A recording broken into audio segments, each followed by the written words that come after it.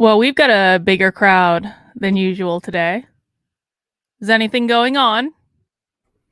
Anything controversial that just totally fucked us into oblivion? Is there anything going on today that we need to discuss? Well, I think we all know why we're here. And I'm going to set some ground rules up front because we have more people that are logging in today than we normally do. And I suspect we're going to have some people that are not regulars. Like Eureka Hope here. Eureka Hope has been complaining in the chat already for a little while. I'm going to lay some ground rules right now. If you insult me, you will be blocked immediately. No fucking around, guys. I do not care about your feelings on this issue. I do not care if you are having some emotions today get the better of you. The mods are encouraged to use the powers of the wrench liberally, because I am not going to give in to the shit show that is about to start. Now, I do not care if you are pro-choice. I do not care if you are pro-life. I will not tolerate people insulting me on this channel when I am trying to articulate points that the right needs to hear and they need to understand. So facts don't care about your feelings, conservatives. If you can't get your shit under control, you don't belong here. You don't have to go home, but you can go somewhere else where you can get your feelings out in the chat all you want. So today, we're going to be talking about the only thing that I think there really is to talk about, which is that Roe versus Wade is getting overturned. Well, probably. And how the right just lost the culture war. And they do not understand. They do not understand what they just did. Now, when this case got brought to the Supreme Court many months ago, some of you will remember that I was screaming bloody murder at the time. And the reason is that I knew that if Roe versus Wade got repealed, that was it. That was the end of the ball game. There is nothing that you could possibly do to motivate the left more and to activate the left more than go after their favorite toy. But because the right just can't help themselves, they did it. They took the bait, and yes, I absolutely do believe it was bait.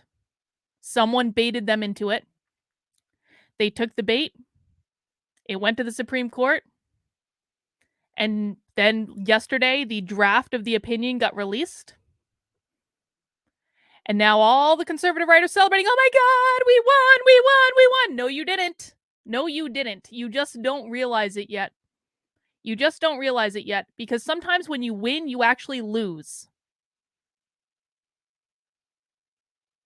And I'm going to talk about this, but it doesn't matter if this draft opinion actually ends up being the ultimate opinion that's issued.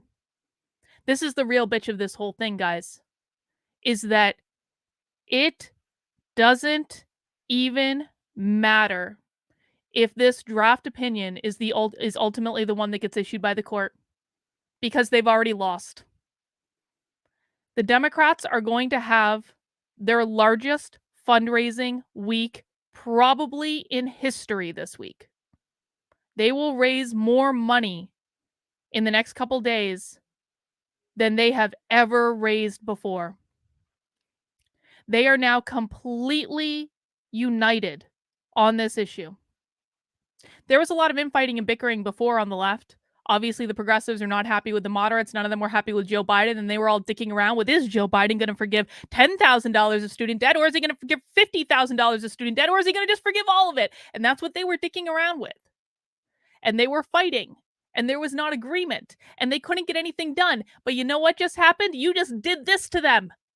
You just pushed moderate Democrats and progressives into bed with each other. That is what you just did. My personal opinions on abortion are not even an issue here. So we're going to leave that alone, and we're not going to talk about it, because this has nothing to do with whether I am pro-life or pro-choice. I care about one thing and one thing only, and that is winning. And I was willing to make compromises with the right in order to win.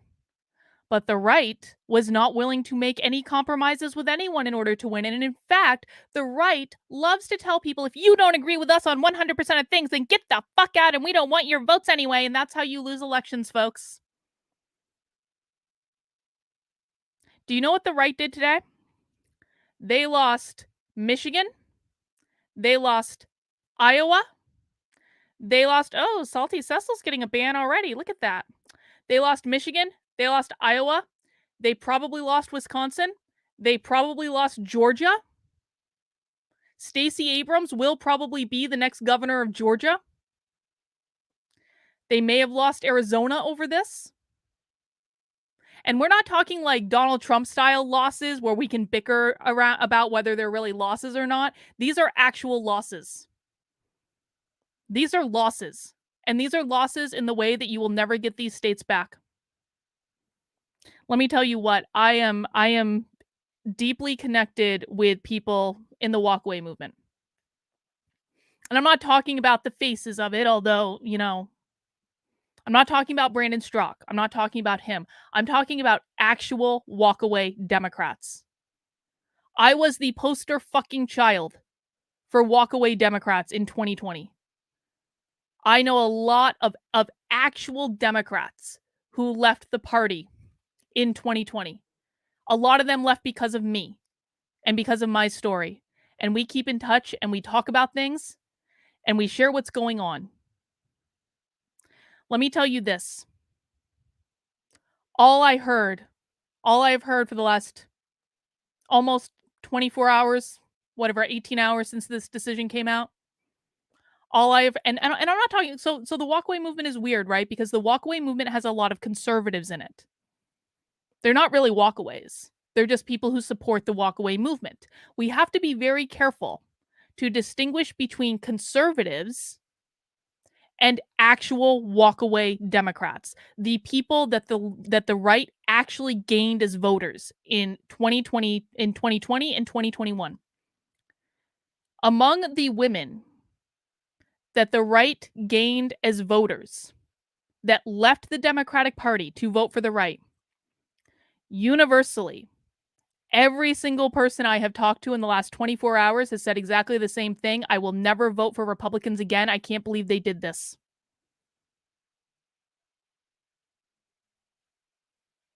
And it doesn't matter if the opinion is real or fake, although now we know it's real. There's confirmation that it was real.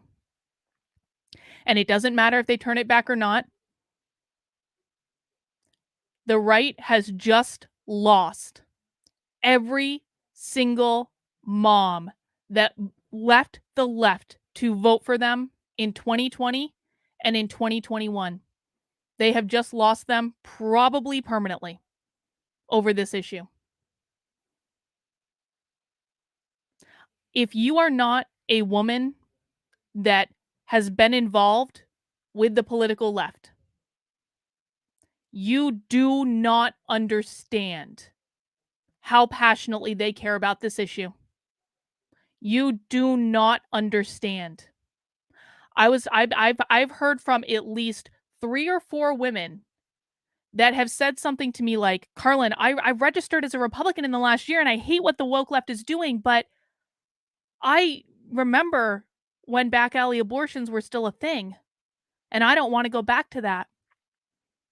So I can't support the Republicans anymore because they did this. You had won people over. You had elections are won by getting votes. And no, it doesn't matter. It does not matter that this is a state's issue. It does not matter, and we're going to talk about that. It does not matter. There is no calm conversation about states' rights in our future. Absolutely not. Absolutely not. There is absolutely no calm conversation that is going to be had about, well, this is just a states' rights issue. And guess what, guys? Even if there were a calm conversation to be had about that, you just handed all the political power that you had to the Democrats. You have lost. You might have a couple of states that you'll retain your political power in, but not the big ones. And I'm going to tell you this too. If you think that this is going to reduce abortion, you are wrong. Because the minute that you start outlawing things is the minute that people start wanting them more. So you didn't reduce abortion. You didn't save children. You didn't gain anything on the right that they already didn't have. You have lost every close election moving forward. There will never, and I mean never, be another instance again like Glenn Youngkin in Virginia. The only reason that Glenn Youngkin won in Virginia is because moms defected from the Democratic Party to vote for the Republicans because of what is going on with critical race theory in schools. That is done. You totally fucked. And by you, I mean the people that did this. The Republicans that pushed this, the Republicans that are cheering this, the Republicans that baited this entire thing. I'm not necessarily referring to individuals in the chat right now. You've probably set back the fight against critical race theory, like immeasurably. We have lost everyone that we were able to wake up on the left, every woman, because of this issue. There will be no rationalization. There will be no calm discussion. There will be, okay, this is, guys, and as a reminder for people who just joined, the minute that you insult me in the chat for telling you the truth that your influencers don't want to tell you is the minute that you get blocked and you can go fuck around on some conservative chat where you can re all the way home. I have worked for 2 fucking years to fight back against the woke left. And this has just wiped out everything. It has wiped out everything. Because no elections are going to be won on anything but this. On anything. Heather says they didn't pass the draft. It was a draft that was being debated. There is no confirmation it was passed. It doesn't matter, Heather. It doesn't matter. Too late. It does not matter. They can come out with a completely different decision. And the rallying cry on the left will be like, they almost repealed Roe. We can never allow this to happen again. And you know what they're going to do? You know what they're going to do? Here's what's going to happen. The midterms are now completely up in the air. I think the very best that the Republicans can hope for in the midterms is they eke out a victory in the House. They ain't winning the Senate. Senate is gone. That's gone. The House may be gone. We're going to have to see how it goes. But it is not going to be a red wave anymore. It could have been. Not anymore. You just activated the entire left. You activated all their fundraising apparatus. They are now completely in lockstep. There is no red wave coming in November, and people need to be prepared for that. So you're going to get no red wave in November. But let me tell you what happens leading up to November.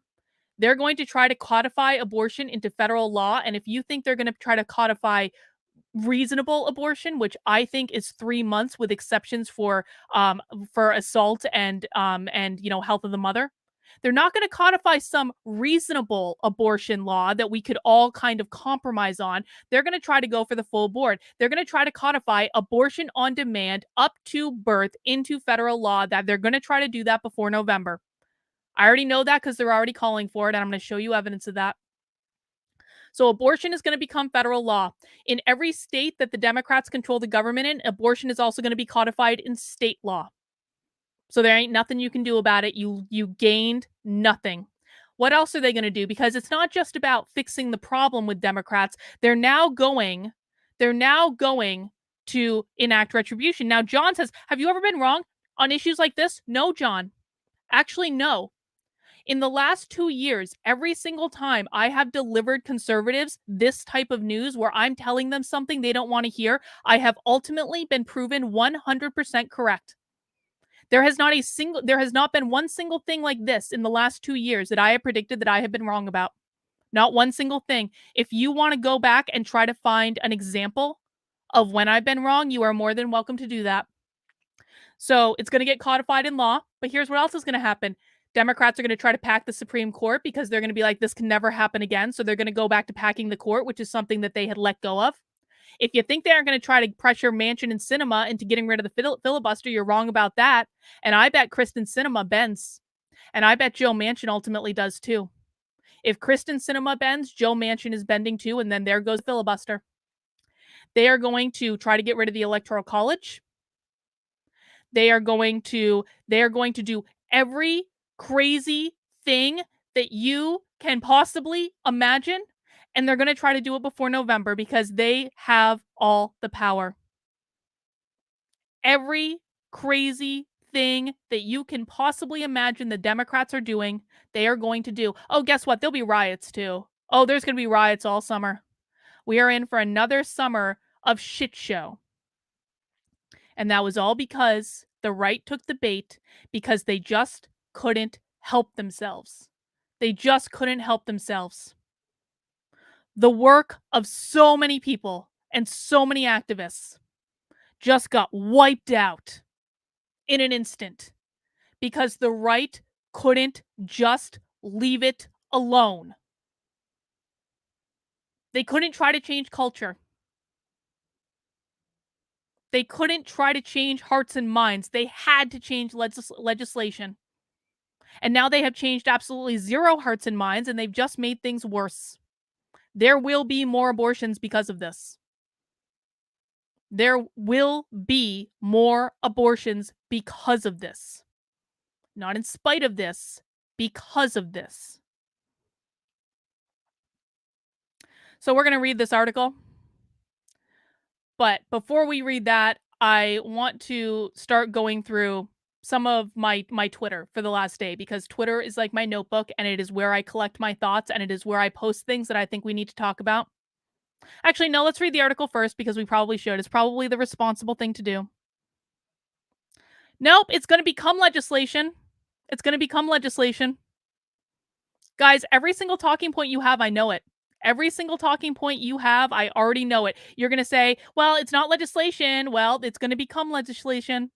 That's definitely going to happen now. They're already calling for it. You're going to say, this is a states' rights issue. And I'm going to say, it doesn't fucking matter. That's not how politics works. And you just lost a whole bunch of states. You're going to say, well, women just want to kill babies that much? I can't believe that many women want to kill babies. It's not about that. It's not about that. It's not about that at all. It's about the fact that you fucked with the one thing that you shouldn't have fucked with. And now it will destroy everything. This is conservatives snatching defeat from the jaws of victory yet again. I have never seen such epic self-sabotage in my entire life. In my entire life. And you guys can wish upon a star and hope that this is going to be a calm conversation about states' rights. And then you can come back and check in with me in a couple of months when we've been living through riots. And all of a sudden, Democrats are raising a metric fuck ton of money. And all of a sudden, their poll numbers are starting to go up. And it doesn't matter who leaked it. Because the other thing you guys are going to say, well, it was leaked. It was leaked. This is disrupting norms of the court. Doesn't matter. Doesn't matter. None of that matters. And actually, conservatives right now are trying to dox people that they think leaked it, even though they have no evidence. Have I had a chance to read the full opinion? No. We're going to read this article. I have sections of the opinion that I want to talk about. Nope, it's not. This is the other thing. You're being so dramatic. Oh my God, you're such a leftist. No, you guys just lost. You guys lost every close election for the rest of your life.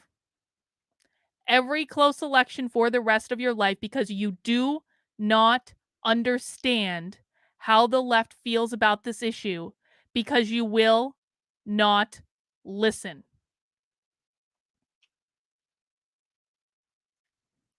Let's read this article from Politica. Supreme Court has voted to overturn abortion rights. Draft opinion shows. Hang on, I just need to get it situated on my screen real quick. Just make sure it's big enough. Okay, the Supreme Court has voted to strike down the landmark Roe versus Wade decision according to an initial draft majority opinion written by Justice Samuel Alito, circulated inside the court and obtained by Politico. The draft opinion is a full-throated, unflinching repudiation of the 1976 or 73 decision, which granted federal constitutional protections of abortion rights, and a subsequent 1992 decision, Planned Parenthood versus Casey, that largely maintained that right. Roe was egregiously wrong from the start, Alito writes. We hold that Roe and Casey must be overturned, he writes in the document labeled as the opinion of the court. It is time to heed the Constitution and return the issue of abortion to the people's elected representatives. Oh, wishful thinking. Wishful thinking, conservatives. Deliberations on controversial cases have been in the past fluid. Justices can do some major changes, blah, blah, blah. I want to get into, you know what I actually want to look at? I don't want to read this whole article. Where did Politico, hang on. Let me just pull this down real quick. What I actually want to look at is I want to look at Politico's Twitter on this. Because they actually had some quotes pulled out that I think are going to be helpful for us. Okay, here we go. Here we go. Found it.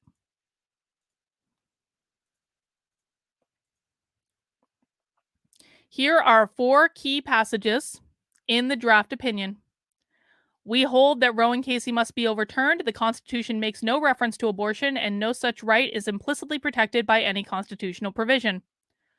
Roe was egregiously wrong from the start. Its reasoning was exceptionally weak, and the decision has had damaging consequences.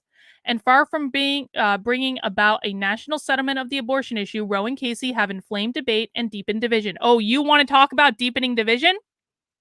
You want to talk about deepening division, Samuel Alito? Okay. Okay. They're going to be rioting outside of his house. You wait. Then he'll talk about deepening division. It is time to heed the Constitution and return the issue of abortion to the people's elected representatives. The inescapable conclusion is that a right to abortion is not deeply rooted in the nation's history and traditions. On the contrary, an unbroken tradition of prohibiting abortion on pain of criminal punishment persists from the earliest days of common law until 1973. All right, so we're now going to be punishing women for having medical procedures. Oh, great. This is sure to get them voting on our team. Sure to happen. We can only do our job, which is to interpret the law, apply longstanding principles of stare decisis, and decide the case accordingly. We therefore hold the Constitution does not confer a right to abortion. Roe and Casey must be overturned, and the authority to regulate abortion must be returned to the people and their elected representatives. The decision itself is not the problem. The reaction is the problem. The politics are the problem. And the fact of the matter is that conservatives have not yet figured out that they are not in the power position. They do not play by the same rules that the left does. And they will be paying for this for decades. They will be paying for this action for decades. For the amount of talk of 4D chess that I heard in 2020 about how great Trump was at 4D chess, it seems that conservatives never even learned how to play checkers. It seemed they never learned how to anticipate moves ahead. All they got was the instant gratification of putting the king on their checker and then immediately getting jumped in the very next turn.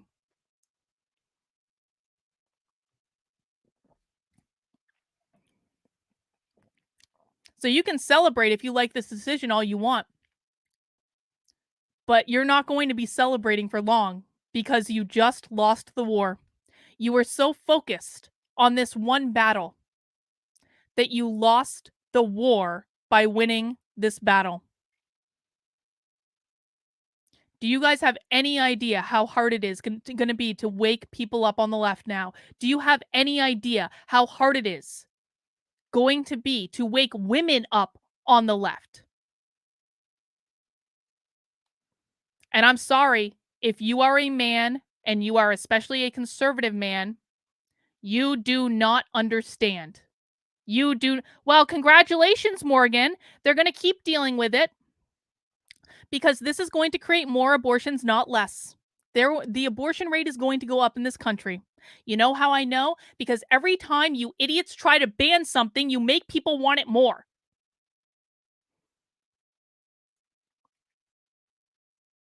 You know, there were Republican, like elected Republicans in New Hampshire last night who were talking about this. This is not what they're saying publicly. This is what they're saying privately.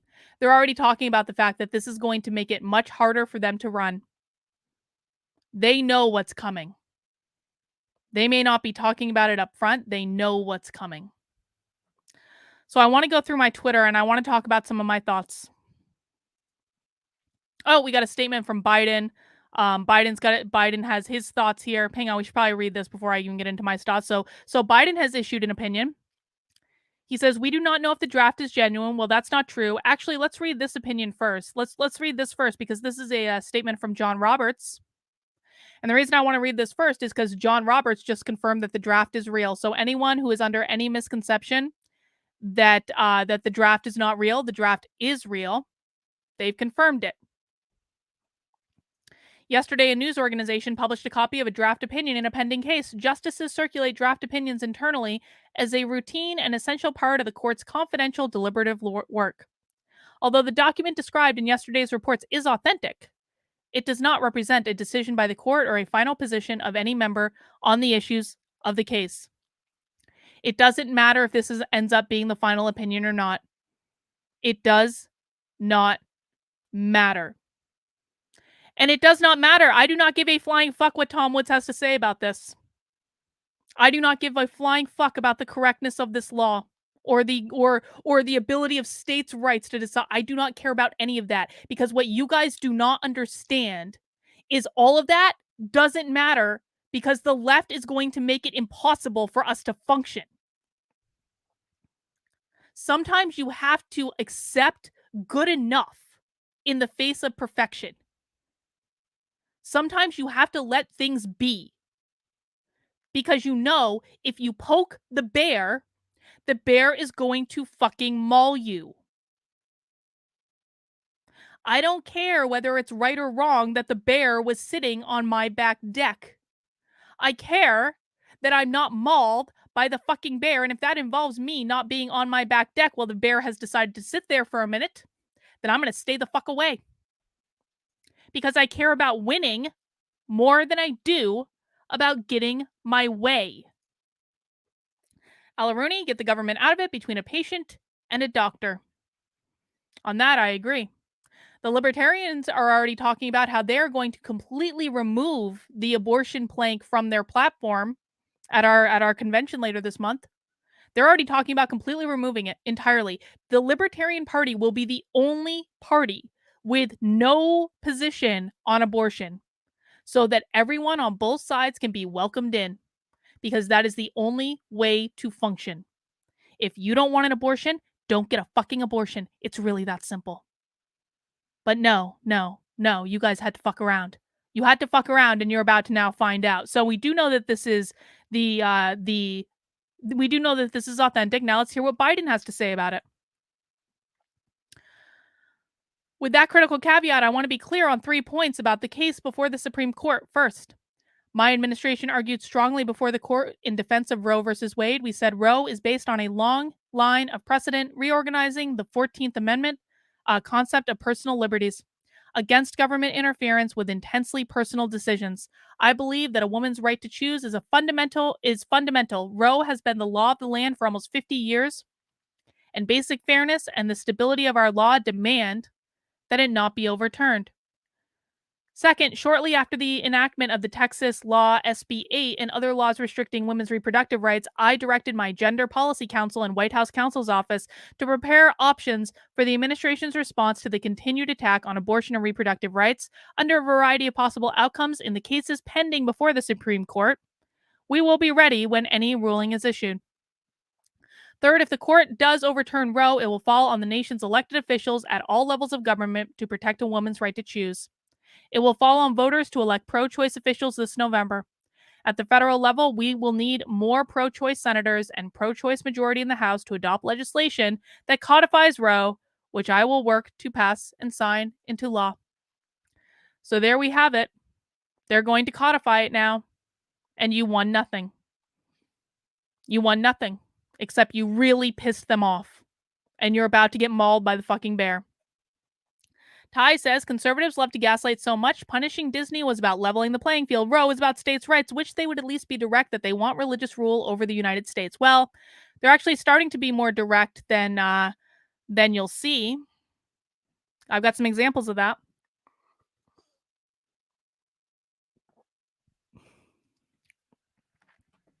Lost every single... God damn it.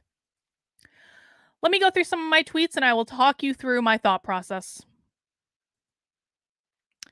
Here's my first one. The right is naive enough to believe that overturning Roe versus Wade will attract new voters without realizing that everyone who is already pro-life was already voting for them anyway. Every woman who defected to vote for Youngkin in Virginia is gone. November is now a toss-up. You guys had a sure thing in November. Sure thing. Red wave. No more. Cleveland Streamer says, SCOTUS said go vote. Well, there you have it. Well, yeah, and they're going to, and you're going to lose.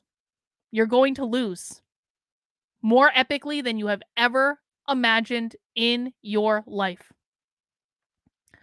All the work of every anti-CRT activist just got tossed out the window because any mother who we ever got to defect from the left will never support the right now. Every inch we've gained is gone. There will never be another victory like Virginia again.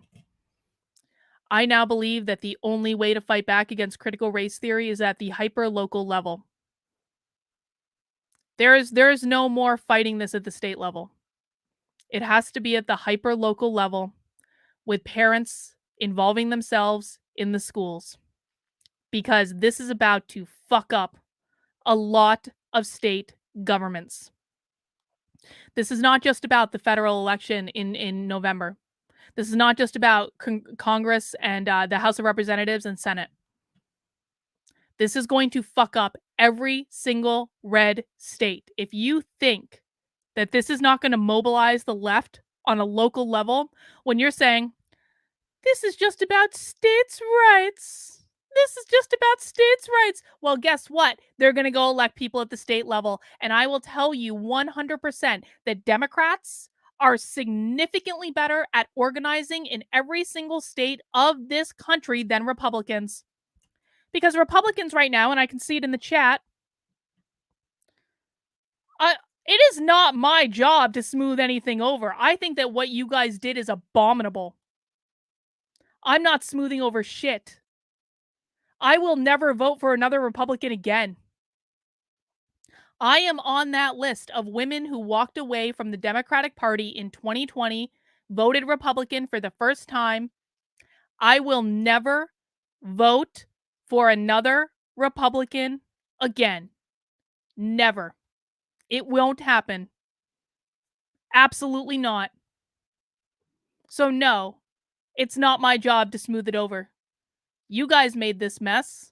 You smooth it over. Beatrice, if you don't need me, then I can block you. Goodbye. Guys, as a reminder, if you insult me in my chat, I can say whatever the fuck I want. This is my channel. You insult me? Bye-bye. Go whine on a conservative channel. Because you know what? You guys just destroyed my work for the last 2 years by doing this. You just destroyed my work for the last 2 years. You have no idea how much harder this makes it. The one priority that we all should have had was waking up more people on the left. And now not only is it fucking impossible to wake up more people on the left, we aren't even going to be able to fucking rally anything. Erica says, can you please explain why some do not understand the difference between pro-choice and pro-abortion? The reason that some do not understand the difference between pro-choice and pro-abortion is because they are being willfully ignorant and pulling the wool over their eyes, and they are more interested in insulting people they disagree with than understanding their arguments. I've never had an abortion. I don't like abortion, but I am not going to be pro-life at all in any way because I think women who have been assaulted should have a choice. And the right can't wrap their heads around that. I get called a baby killer 19 ways from Sunday when I've never had an abortion, and that's another reason why you lose. That is another reason why the right loses. I have been called a baby killer probably at least 100 times today. I've never had an abortion. But that doesn't matter. What matters is insulting people who disagree with us. And the right refuses to listen. Babies greater than votes. And this is another reason why the right will never win again, because I have been told 19 ways from Sunday in the past, 20 hours that we don't care about winning elections. All we care about is babies. That's all we care about. We don't care about winning elections. Go away, you loser. Go back to the left. We don't care about winning elections. Okay, congratulations. Then you're going to lose every major election for the rest of your life. You're going to lose every election. Abortion will be made federal law. It will not be reasonable abortion. It will be abortion up to possibly after birth.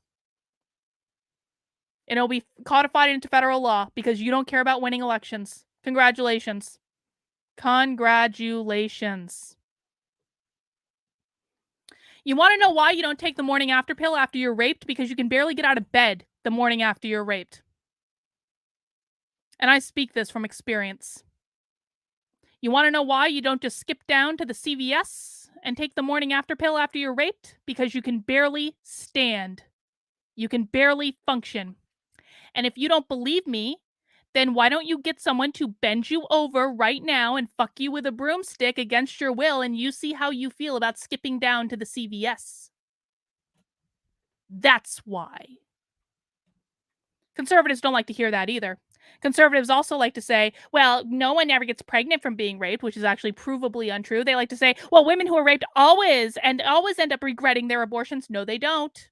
That's not true. They like to say, if it protects one life, then it's worth making a woman a human incubator. Nope. You lose again.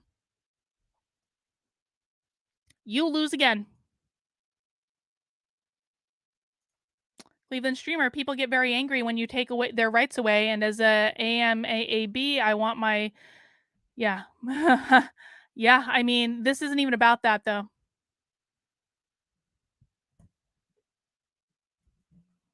Oh, it's a tiny percentage of overall abortion, so it must be okay for the right to demand that women be human incubators. Because just a small percentage of human incubators, if it's just one or two women that we've strapped to a gurney and forced them to give birth, then that's okay because it's just a couple. What's a onesie and a twosie when it comes to babies? This is why you lose. This is why you lose, and you deserve to lose. Because you don't listen. And you are completely unwilling to engage in any form of compromise, completely unwilling to be rational human beings. You just want to scream, baby killer, baby killer, baby killer, baby killer, baby killer, baby killer, baby killer, at everyone who disagrees with you and not listen.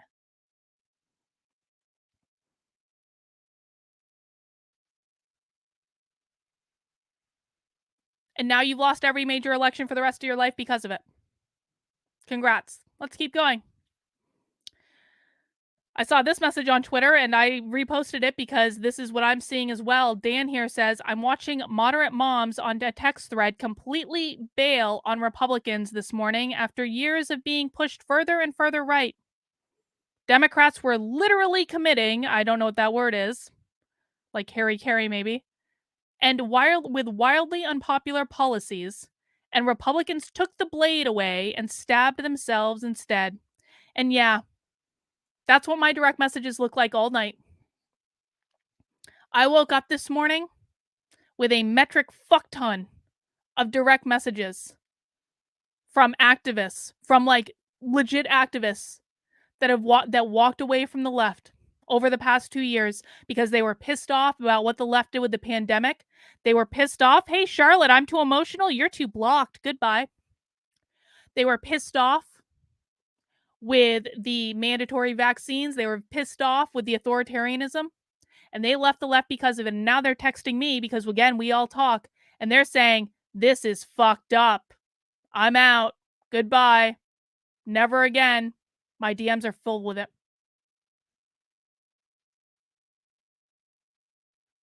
The right has no idea what they did.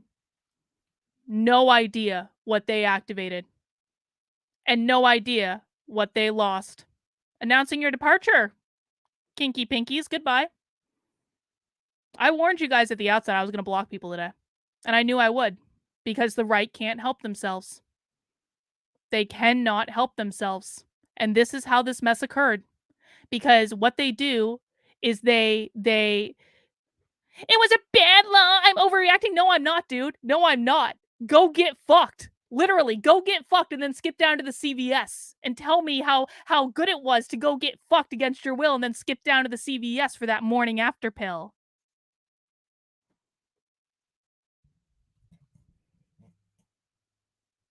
You all do not understand how serious this is. You do not understand. Let's keep going. So I've been hearing this one a lot. Will it matter that it sends it back to the states? No. No. It will not matter in any way that this will be sent back to the states because no one cares. No one cares. There is no calm conversation about states' rights. There will be riots until November. They're going to pack the court. They're going to eliminate the filibuster. They're going to codify abortion into law. They're going to try to get rid of the Electoral College. They're going to forgive student loans, by the way. That's another thing that's coming. P.S.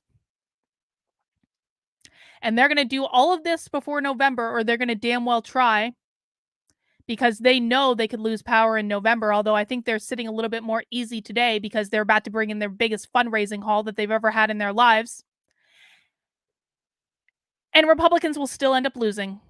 What was once a red wave is now perhaps a trickle at best. The best they can hope for.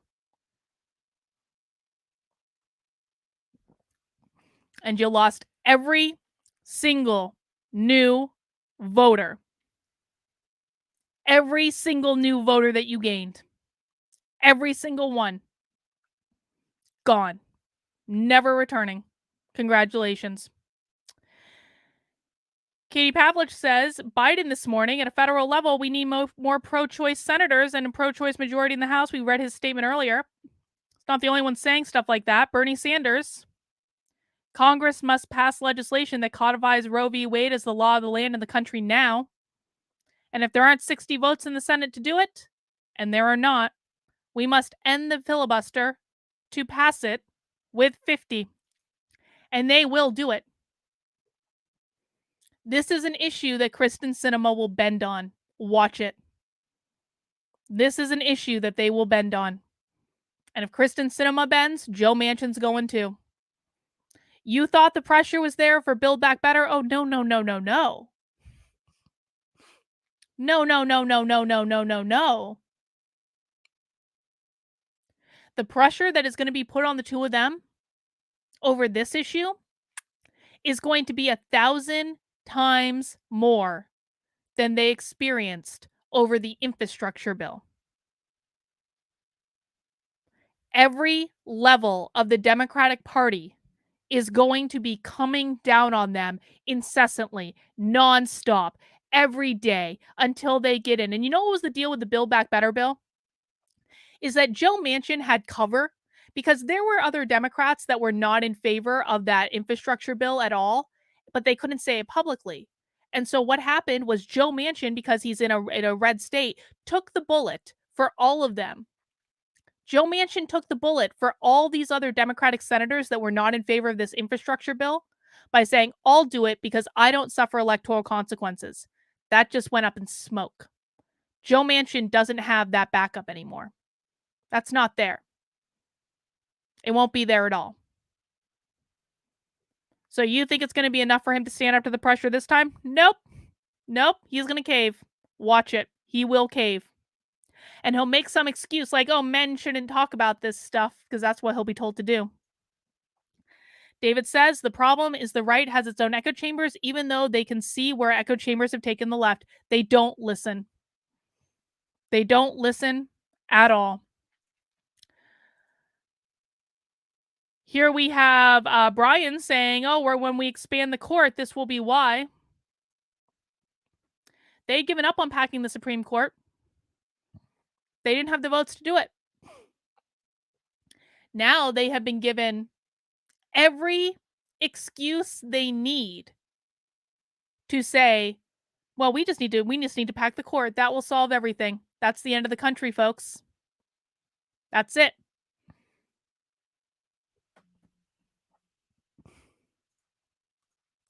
And here we have Elizabeth Warren. An extremist Supreme Court is poised to overturn Roe v. Wade and impose its far-right, unpopular views on the entire country. It's time for millions who support the Constitution and abortion rights to stand up and make our voices heard. We're not going back. Not ever. You think Elizabeth Warren isn't going to be pushing for some crazy shit? Of course she is. Of course she is. But Republicans don't care because they got their ruling. They'll never win another election again, and everything they want will be overturned anyway. But oh my God, they don't care about getting votes. The whole we don't care about getting votes and winning elections thing is possibly the absolute dumbest argument that I hear Republicans make. I don't understand it. It is the dumbest argument that I hear Republicans make.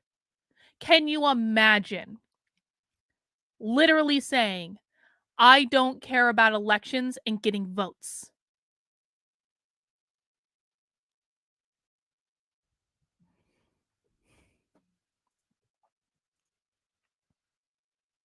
Oh, this is fun. Check this out.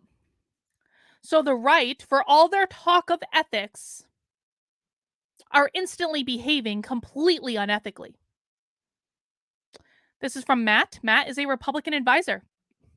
A person named Amit clerks for the Supreme Court Justice Sonia Sotomayor. As a Yale student, Amit blasted Yale for supporting Brett Kavanaugh's nomination. Amit was quoted in a 2017 Politico piece by Josh Gerstein. Today, Gerstein published the draft SCOTUS opinion of Roe.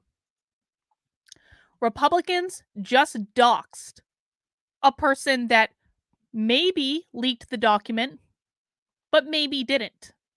So don't ever tell me that Republicans are the party of ethics. They just doxed someone without evidence.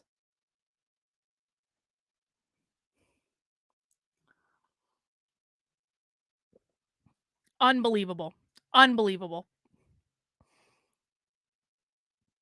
Oh, this is a nice little factoid. The gay men in my audience are going to be particularly thrilled with this one. Oh, is it, Stephen? Is it histrionic? Is it? Oh, goodbye, Stephen. You guys insult me, you're going to get blocked. So if you cannot, again, like, this isn't even hard. This is why Republicans lose. Republicans don't know how. Bye, anti-commie. Republicans don't know how to actually be normal people. They have no idea. The Scooper Pooper says CRT in every school, near ban on all firearms, hate speech legislation, any progressive legislation now. That's right. That is exactly right. All of their greatest hits are coming out. They're going to codify abortion first. That's going to be the biggest priority. Don't get it twisted. They are going to be fundraising off of this until November. But all of the greatest hits are coming out, folks. This is what happens when you lose elections.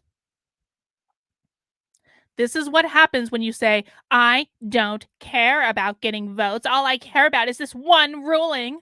This is what happens when you care way too much about winning the battle that you lose your sight on the war.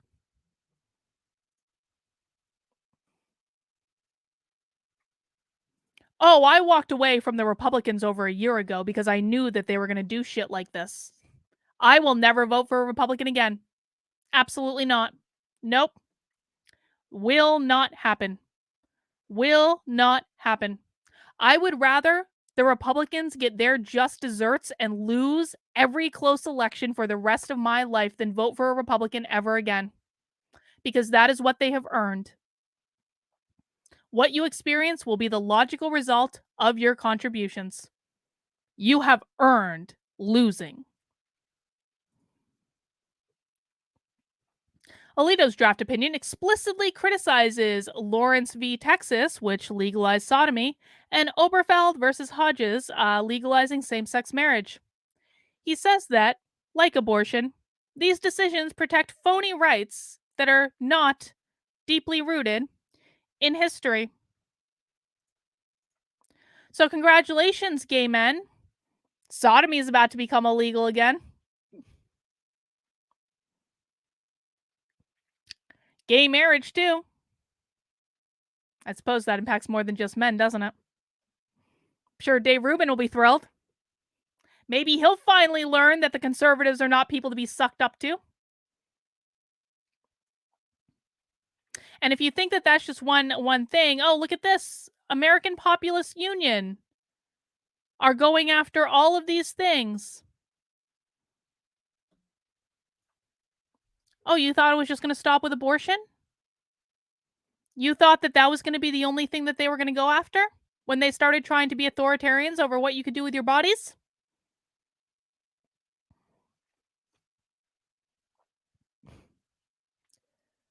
You will lose every single new voter that you gained under Trump. And Trump running again ain't going to bring them back because Trump has made too many mistakes.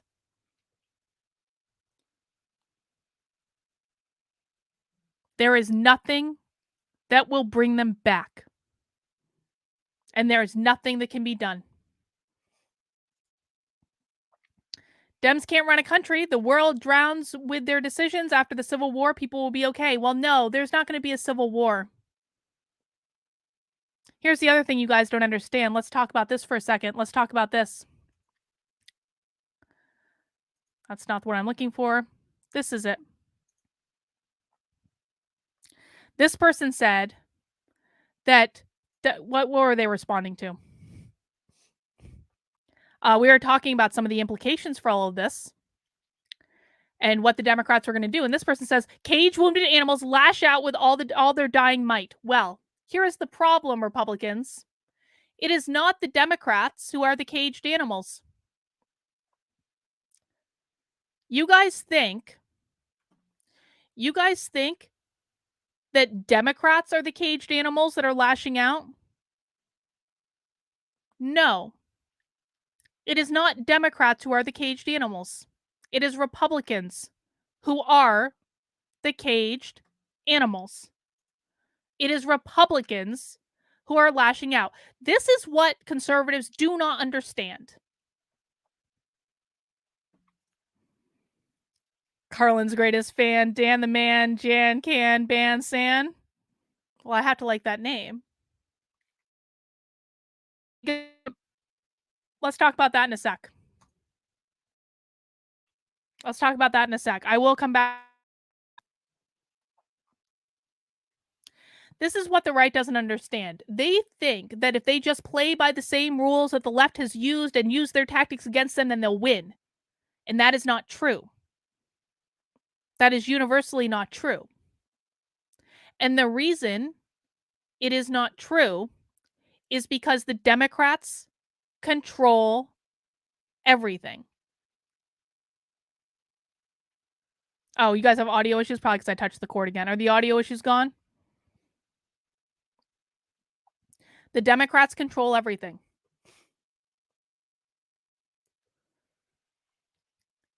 You cannot play by the same rules when you are not in the power position. And what they really don't understand is that it is not the Democrats who are the caged animal and who are lashing out and who are going to lash out to this with this decision. They're going to lash out. Don't get me wrong. They're going to do everything that I've said and probably more. But it is not the Democrats who are the last dying, like lashing out with their last dying breath. It's the Republicans. The Republicans are the caged animal. The Republicans, with this decision, pushing this issue, the Republicans are the ones who are lashing out. And guess what? The Republicans are still in the cage. The Republicans are still wounded.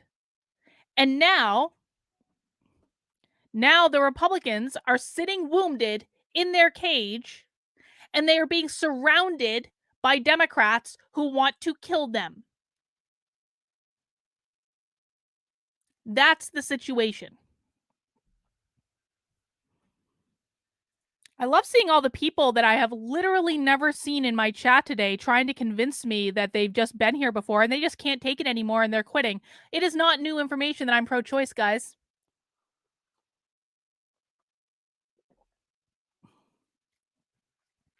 There is no win in this situation for Republicans.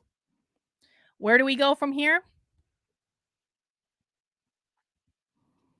The only thing that can be done is to focus on a hyper local level on getting woke nonsense out of schools. That's it.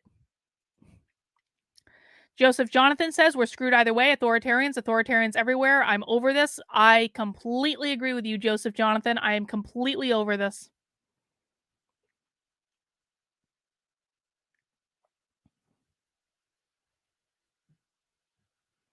We are so fucked. It is not even funny.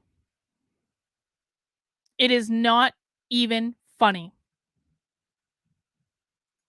There was never a win for Republicans on this issue. That's why they should have just left it alone. There was no win for them on this issue. Even if they won, they lost.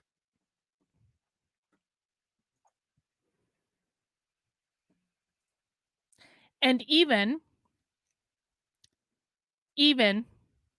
if it turns out that this doesn't end up being the ruling, it doesn't even matter. The battle was lost as soon as they brought the case. Savrit says, remember, the people have only the people. Hallie, you are 100% wrong. I'm sorry. You're a nice lady. I like you, but you are wrong on this. You're wrong. Yep, we are so fucked. It's not even funny. Thank you for the super sticker.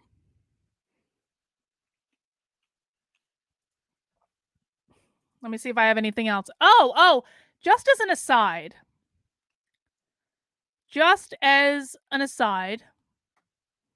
I just thought this was kind of funny.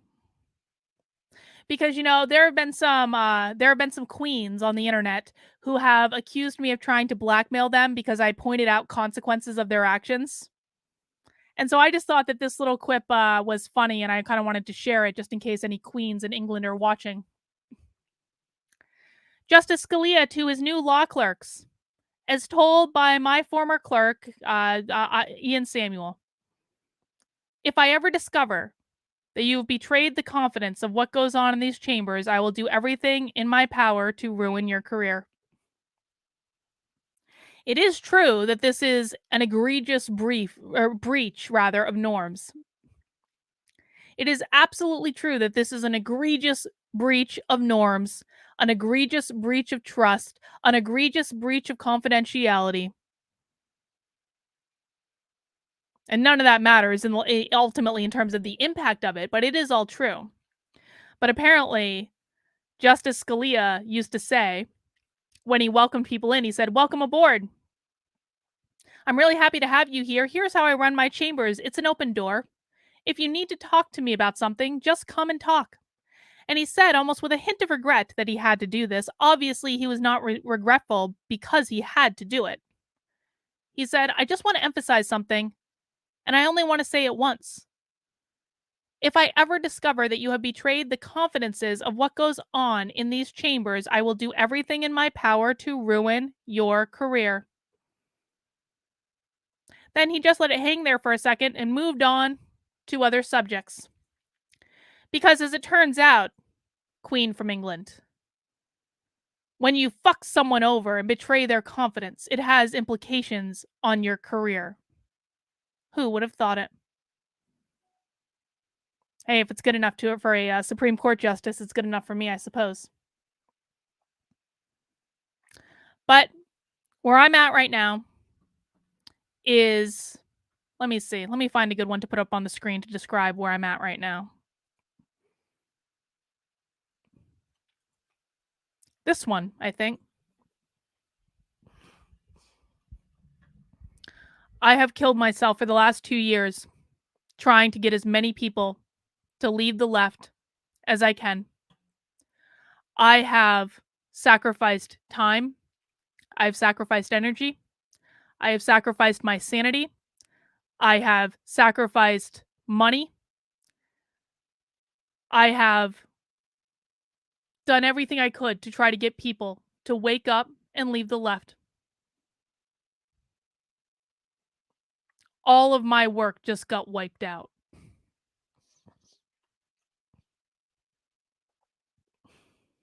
All of my work just got wiped out.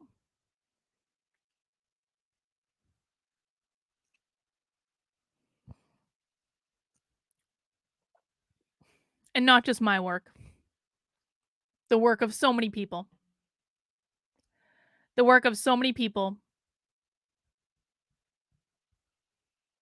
who outed themselves, got fired from their jobs, got ostracized by their families for daring to speak up against the woke bullshit. Everything that we've sacrificed just got thrown out the window because the right couldn't help themselves.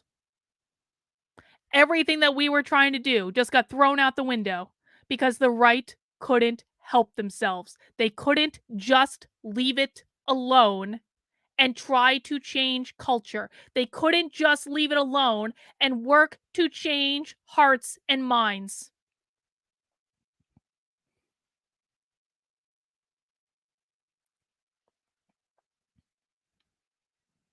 You can make any excuse you want to make. You can say, it's just states' rights. I just don't understand why this is a big deal. Do you really want to be able to kill your baby that much? It's not what it's about. This is about a fundamental lack of understanding on the right about how important this issue is to women who have ever been even remotely connected to the left at all.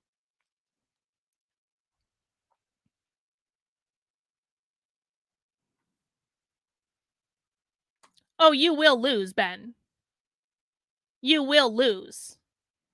You will lose. This is, again, this is like, I don't care if we lose for 1,000 years. I don't care. Not only will you lose, I'm just going to keep repeating it until people start to understand this. Not only will you lose every close election for the rest of your life, you will not prevent abortions. There will be more abortions as a result of this. So you haven't saved any babies. No babies have been saved. Literally none. There will be more abortions because of this, because that's what happens. You accomplished nothing. It's going to get codified into federal law, and you lost everything. Savrit says this is the final social cataclysm. Savrit, you might be right about that. How incredibly short-sighted. How incredibly short-sighted.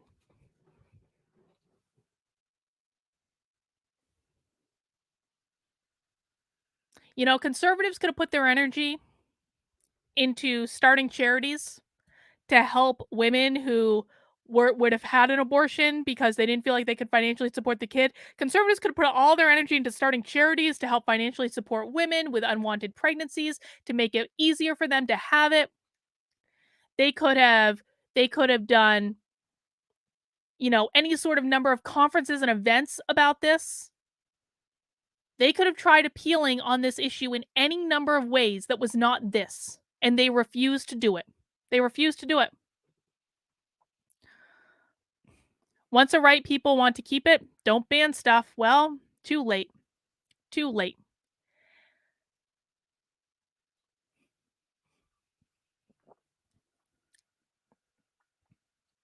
They're like children. Honestly, I really do perceive conservatives to be like children. They are incredibly naive and incredibly simplistic in their decision making, which is why they always lose. I cannot even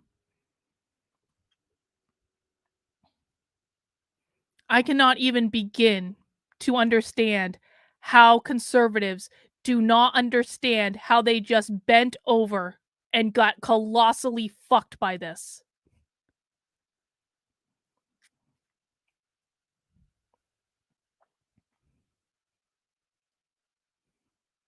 I do not understand how they can't see what's coming. It is truly like they have not been paying attention at all in any way. If you want an example of what this is like, of how bad this is, you need to wake up one day and imagine the Supreme Court repealed the Second Amendment. That's how bad this is.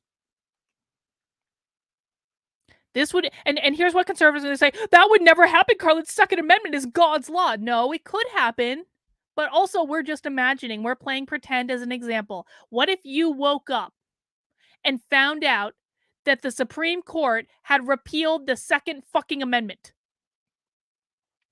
That is what this is like. How that would impact the right is exactly what is going to happen on the left. Except the left is significantly better organized and they're significantly better activists, and they are not afraid to do whatever they need to do to get their way, and that includes burning down the fucking country. That's how bad this is. Brian just emailed his governor on the issue. I think everyone needs to be emailing their governor on the issue, though, I mean, to be really blunt, I don't actually think it matters. This is the real black pill, guys. This is the one. I don't think any amount of politicking matters. Do you guys have any idea how many Democrat fundraising emails I've gotten this morning? I always get fundraising emails, mostly more Republican than Democrat, to be honest. I have been bombarded all day with Democrat fundraising emails, and they're all saying the same thing.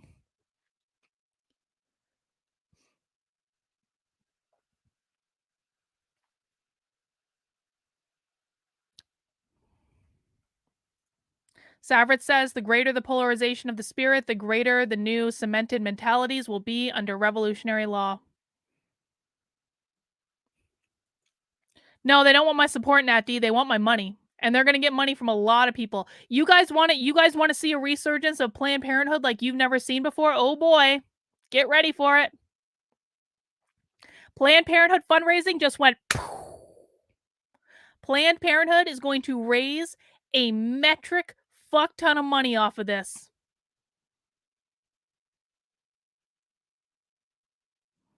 Every organization that conservatives hate is going to raise a metric fuck ton of money off of this. The battle was lost as soon as the case was brought. It was lost as soon as the case was brought.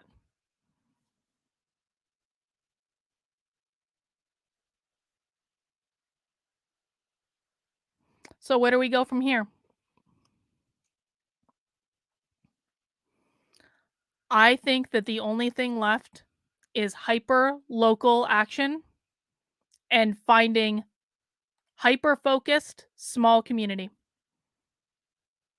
I think that's the only thing left. AD, I did like your many names. I was wondering if that was you, AD. Thank you for that.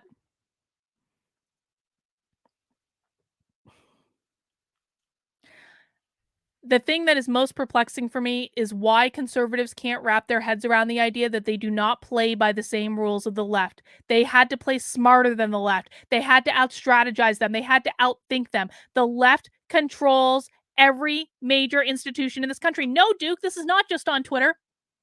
This is the other excuse. I haven't dealt with this excuse yet. No, this is not just on Twitter. I found out about this last night on a Zoom call where I was with several other people. And the first reaction of women who were just leaving the left, just registered as Republicans, were like, I can't support them on this. This is showing up in person. This is not just on Twitter. I'm using my Twitter as a reference point because it's where I put my thoughts. But if you think this is just on Twitter, you have grossly underestimated what has just happened.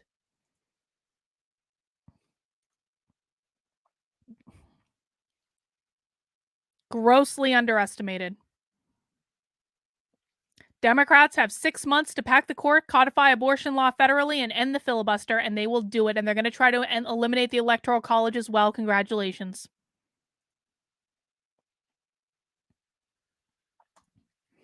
Richard, I'm a Republican, but my God, this decision was idiotic. Yep. Yep.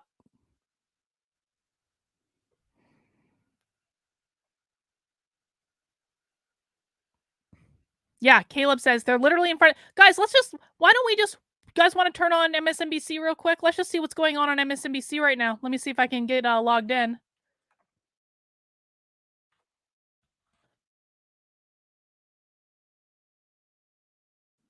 Let me see if I can get logged in and we can look at what's going on MSNBC right now because I'm sure they're covering it.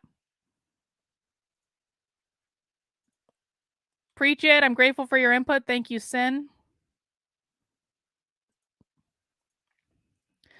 Let me see. Guys, just as a reminder, as I'm trying to pull up MSNBC, of course, this is not the last stream I'll be doing today. Hopefully later we'll be doing a much funner stream with Joshua.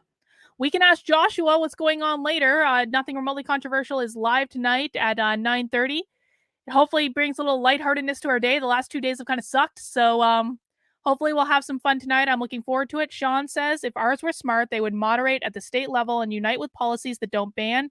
Not guessing that'll happen, though. Well, it could have happened. It could have happened. This is what people don't understand. Like, they think, like, Carlin, you're pro-choice, and that's why you're against this. No. I don't really give a fuck. I was fine allowing states to dick around. Or to have, or even to support, quite frankly, Republicans changing culture. I was fine with Republicans changing culture. I was fine with Republicans setting up their pro-life charities. I was fine with them having protests. I was fine with all these things. The minute they fucked with Roe v. Wade was the minute that they lost.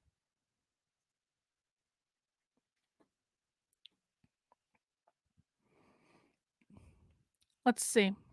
Let me see if I can pull this up. Oh, Ari's on right now. Let's see.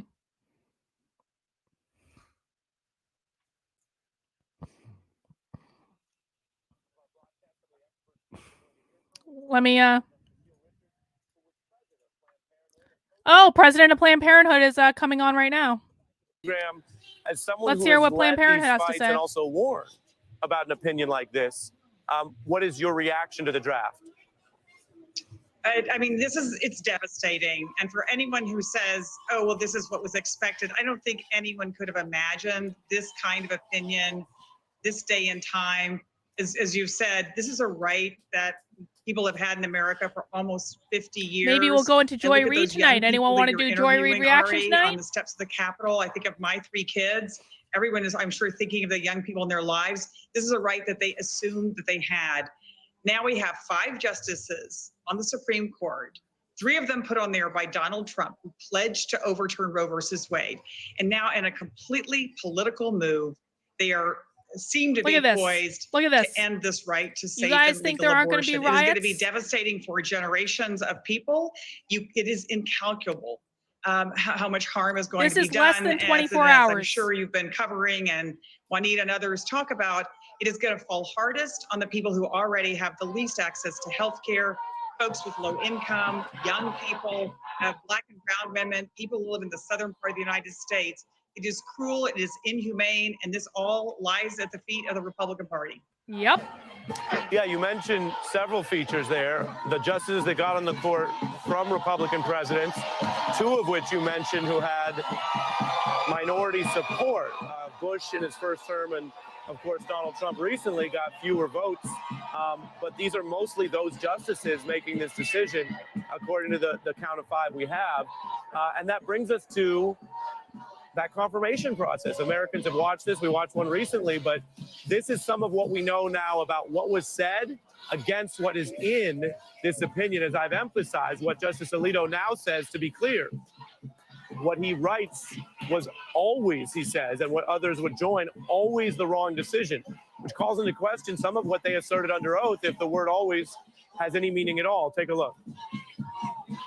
Do I have this day an opinion, a personal opinion on the outcome? And They're not wrong about this, right? By the way, my answer to you, this makes the entire right look like fucking An hypocrites. important precedent of the Supreme Court. A good judge will consider it as precedent, worthy as treatment of precedent, like any other. It has been They all lied. reaffirmed many times. They over all the past, lied under oath in their 45 confirmation years. hearings. Roe is not a this super precedent because calls for its overruling have never ceased, but that doesn't mean that Roe should be overruled.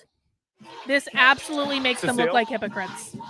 Well, I mean, as I know you were just talking to Caroline and Juanita, look, anyone who doesn't think that every single right we have is at risk under this Supreme Court, so partisan, so political, so intent on putting their own personal sort of point of view on the backs of every American, that is what we're looking at here. And a couple of things Kamala that just Harris strike is me, speaking Ari, at from the 7. Oh, coverage. good. One is, Justice Alito says that this has been a contentious issue, although we all know you could look at any poll in America. The overwhelming majority of people believe that not only that abortion should be safe and legal, but I think most importantly, the decisions about pregnancy, they just shouldn't be made by government and politicians. They should be made by women and people who are pregnant, who are in the best position to understand that. But the hubris of Justice Alito saying that somehow he is going to now himself solve this problem of a contentious issue by taking away the right of every single person in America to safe and legal abortion is absolutely incredible. And as you mentioned in your last comment, it's important to know that this is the tip of the iceberg. Right? We are just at the beginning here, because if the Republican Party we're just at the beginning. That's very true. That's very true. HB1, I'm going to put money on it right here. House Bill 1 will be an abortion ban that will cover the full United States of America. That's their You would talking expect point. them to do that, and then you would say That's their talking point. Under your reading of this, and You you're one just of the heard it. experts, if this ruling comes down, Congress would have that authority. And I mean, that's my position. And again, anything that Justice Alito is now saying is not part of, I don't believe him, right? I don't believe him. This is this is an opportunity, Ari, for, obviously the Democrats have been so strong, Senator Warren today, the president's statements, the Democrats have been very strong on this. We now need Senator Collins and Senator Murkowski to join with the Senate Democrats and pass legalization of abortion in America. It's the right thing to do. It's what Murkowski and Collins have already come out against this because of the American people's desire to end safe and legal abortion. Murkowski and Collins will side with them on this. Party politics. And lastly, I was thinking of the young woman you interviewed earlier.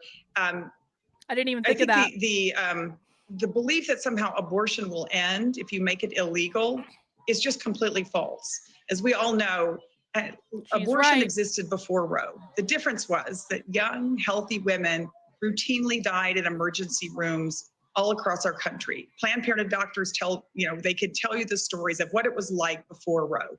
We cannot go back to those days. Yeah, you mentioned going back, and I have thoughts for when they go to commercial. That brings us to some of the history here, which people who've grown up in this recent era may not realize what it was like. There was a time of state-sanctioned segregation in America. There's a time of this kind of state-sanctioned laws against women. I want to play just some of what we have here on this historic day where we're seeing people. I think viewers can probably hear some of the people who gathered tonight in front of the court. This is some of how it sounded when this original Roe decision came down and the historic nature of that back in the day. Take a listen. In a landmark ruling, the Supreme Court today legalized abortions and ruled the government has no right to enter into a decision which should be made by the mother and her doctor. Today's decision came as a shock to both anti and pro. All right, I don't want to go through a history lesson here. I have some thoughts I want to share. Savrits, remember again, all the state has to do is put the information out to get the profane masses to act accordingly. Savrits, you are like right on the money, man. We got to do that stream soon and talk about this. I think it's a perfect time to do that. Mary, thank you for the super stickers. I appreciate that. 1992, that was a baseline. Can you think of any other major fundamental human right recognized by the Supreme Court that would be rolled back like this? Certainly, we have many racial controversies in this country, but they're going to be bigger.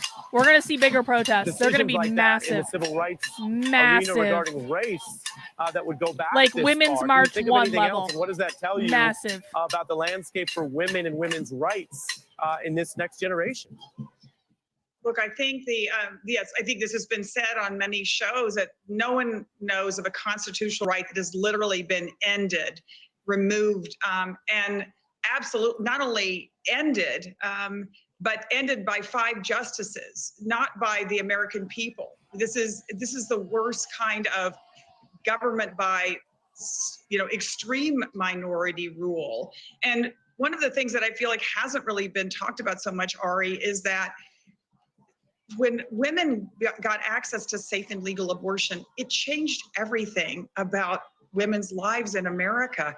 I mean, there have been so many studies done. It allowed women to finish school. It allowed women to have children, as many women have now said in your interviews, when they were ready. It allowed women to join the workforce, make a living, be able to support their family, and reduce child poverty. I mean, there are just so many important outcomes, and women and men are very aware of that. And that is why, in fact, you are seeing this outpouring of outrage that the Supreme Court would take it upon themselves to take away a right that we've had for 50 years, and that the Republican Party, you look at state after state across this country, if all the states that are passing abortion bans, that are now trying to, they're putting young women in jail.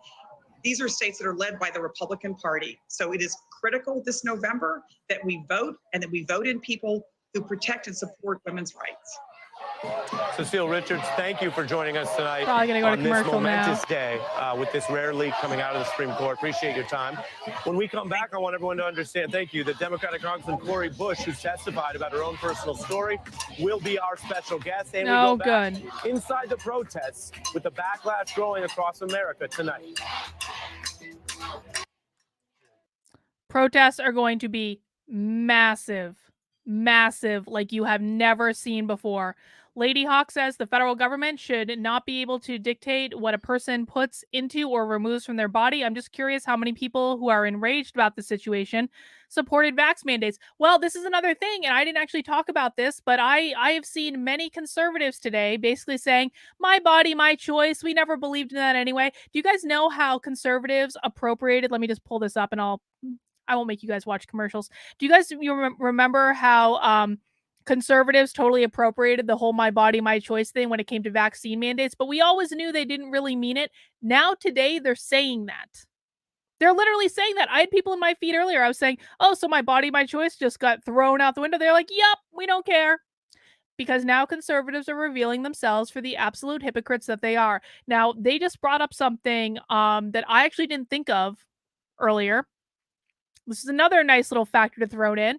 Susan Collins and Lisa Murkowski, both Republicans, do not support this ruling.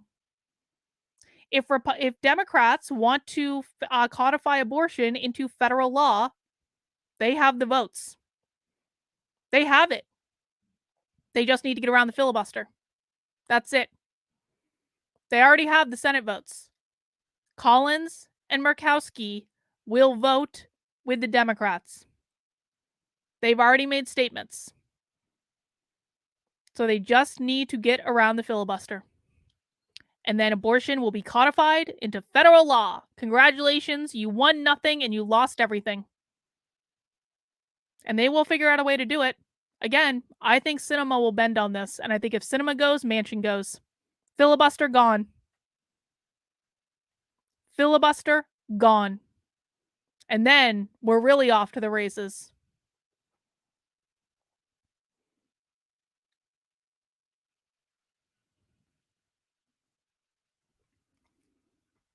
Well, you aren't going to get your way. You're going to lose everything and take the country down with you. Congratulations.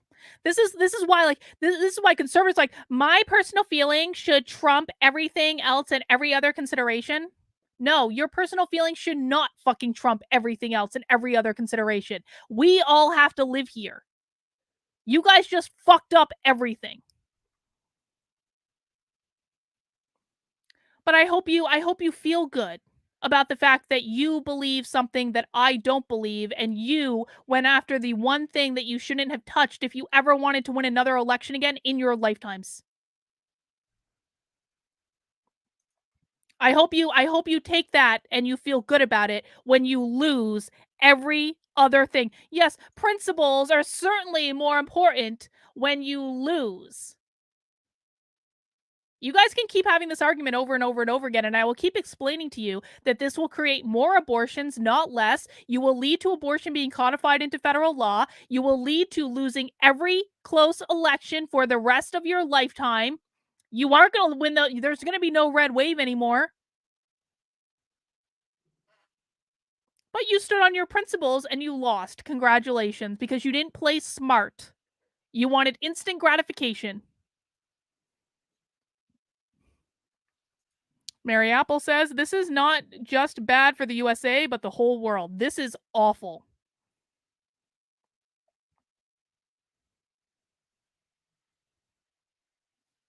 This is awful.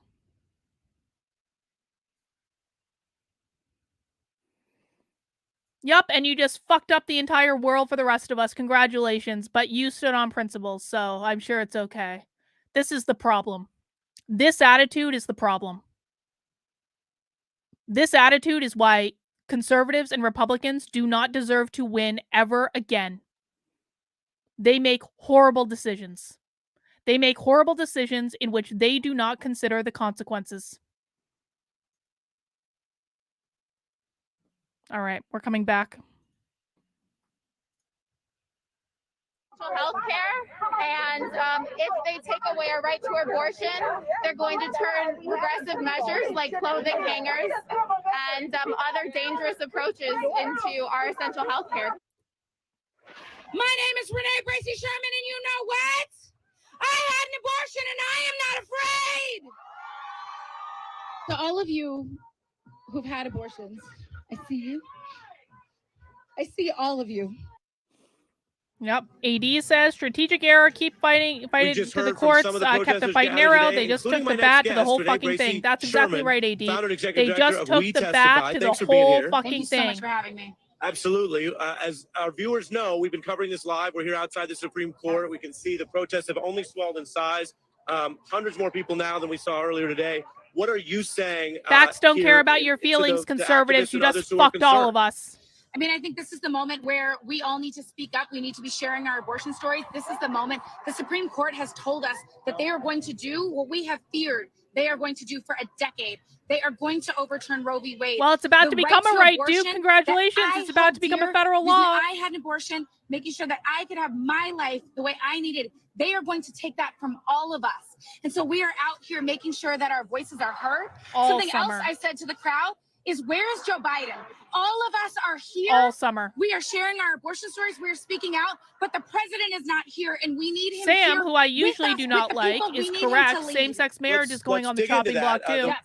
He's correct. The president spoke out today in public. Sam, you know you're not my favorite person, but you're right. Ruling. Vice President Harris speaking out. But your view is that they're not doing enough, or they should do what more specifically? That's well, I actually started a website, didbidensay.abortionyet.org, and it has taken him over 460 days to even use the word abortion. He used it once today. So I want to say I just got an email from the Epic Times saying there are 63 possible leakers of this draft. And the reason I bring that up is that Republicans have already doxed one of them. 1 out of 63 people got doxed on Twitter last night because Republicans were having a fucking hissy fit. And Republicans did that. Not leftists. Republicans did that. Sean says, conservative Christian hypocrisy, complaining about the constitutional rights, willing to violate freedom of religion to enforce their specific view. Sean, that is exactly correct. This is a religious point of view. government, state or federal, given that this decision, if it comes down, opens the door to way more restrictions. We've been covering Dan, this remind throughout. me There's a to bit of an age answer gap this on some of these commercial, okay? issues Remind me to sometimes. answer There's this one. obviously a geographic and ideology gap, but also an age gap. What do you think that young people need to understand about the threat here? Do you think that there is any kind of generation gap for people who may have grown up and not understood or been too busy working and living to know that this day could come? I actually don't think there's a Yeah, actually, so Brian says the shout your abortion is so sickening. Yes, it is. It is sickening. But honestly, conservatives brought it on themselves. They will reap what they sow. Yes. Yep, I agree with you. Because none of that matters anymore. of young people. We cannot talk about these issues in silos. We're not arguing just about the right to an abortion, but the right to make sure that police aren't beating us in the street, to make sure that we have a living wage, that we don't have student debt. All of these things are connected, and we are angry. That is why we're speaking out. That is also why we cannot start abortions if, when, and how we decide. Right. We need all the issues are connected. They're going to go for student debt too. They're going to use this to try to get their way. They're going to use this as leverage to try to get their way. Incognito says sometimes you need to break a principle to win a war. That is exactly correct. Sometimes you need to let it go, or you need to go about it another way. Yeah, I mean, the Libertarian Party, I think, will eliminate abortion entirely from their platform. I think they will just eliminate it. So I think that actually could be a good opportunity for them.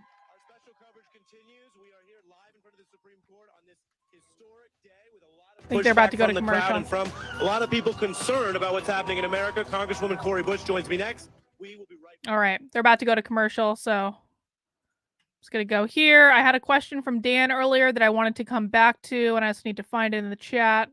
Hang on. I at least want to watch the first part of Joy Reid's show. Dan says, what is the best way to explain pro-choice to conservative voters? Examples, situations, rights, connect on a human level type discussion. Honestly, Dan, I have found no effective way. Because they don't listen. They do not listen at all. Like, this should not be a surprise to anyone who has taken a moment to try to understand what this issue is like on the left. I have tried on more occasions than I can possibly even tell you. I have tried on more occasions than I can possibly even tell you to try to explain this issue. To try to find some level of compromise, and it doesn't work. Literally, my position on abortion is I am completely fine with a 3-month kind of limit, a first trimester limit with exceptions for health of the mother and in cases of assault or incest. And that's not good enough. It's not good enough. It's never good enough. I'm called a baby killer repeatedly every time I bring that up. So I don't know. I don't have a good answer for you. I simply think that the right will not get this through their heads. And I think this was almost inevitable. And that's the most distressing part of all. They do not care about winning the war. They only were hyper-focused on this and could not get their heads out of it. They could not accept that if you really want to reduce abortion, you have to change culture, you have to change hearts and minds. They do not listen. I don't know how to get them to listen. I just don't know. But it doesn't matter anymore. It's too late now. The time for listening was yesterday. Or quite frankly, the time for listening was before this case was ever brought. That was the time for listening. Too late now. Nothing we can do. No going back. Done. AD says, never let a good crisis go to wait. I think you meant waste, AD.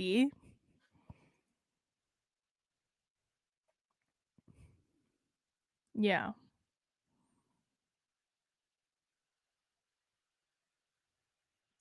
Matthew says, the left gave up the right to talk about abortion when they gave their safe, legal, and rare, and they started shouting their abortions and started forcing people to take a vaccine and wear a mask. Well, no, they didn't give it up, Matthew. They didn't give it up. Because now they're going to codify it in federal law. They gave up nothing. The left lost nothing. The left did not lose yesterday. The left won. The left is raising more money off of this issue than they have ever raised in their lives. Donations to Planned Parenthood is going to go through the roof. All the other pro-abortion organizations, all their donations are going to go through the roof. Their candidates are going to win in November. There's no more red wave in November. That's not going to happen anymore. There's going to be riots all summer. It's going to be constant. It's going to be never ending. The left did not lose with this. The left won. Guys, why do you think the left leaked the opinion? Why do you think it was leaked by the left? Because they knew it would help them to win. They knew it was the end of the ball game. The person who leaked that opinion knew emphatically that they were sacrificing their career to leak that opinion. And they'll be taken care of on the left for it. They may have sacrificed their career as a lawyer. They will be taken care of.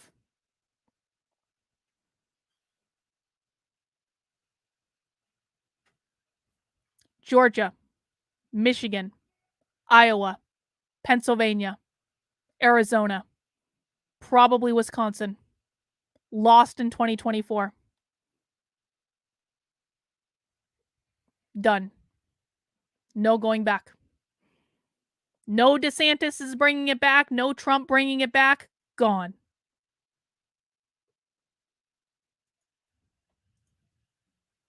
Sharing personal stories about their experiences. Indeed, it was just earlier this year when some were warning about exactly this kind of draft ruling coming down that several Democratic lawmakers publicly testified about why they had personally made the decision to have an abortion and why they feared the end of Roe.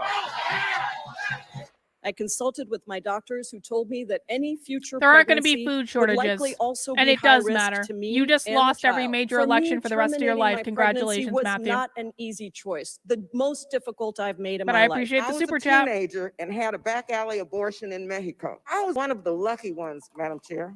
A lot of girls and women in my generation didn't make it. They died from unsafe abortions. In the summer Does anyone want to explain to Tyler why this doesn't matter? I became pregnant and I chose Anyone in the to have chat? an Like, this is like a abortion. pop At 18 quiz, years basically. I old, want to knew see it how was you the guys right been paying decision for attention. me. Does anyone It want to was explain to freeing, Tyler why this knowing doesn't I matter? had options. We're joined now by one of those elected officials, Congresswoman Cori Bush.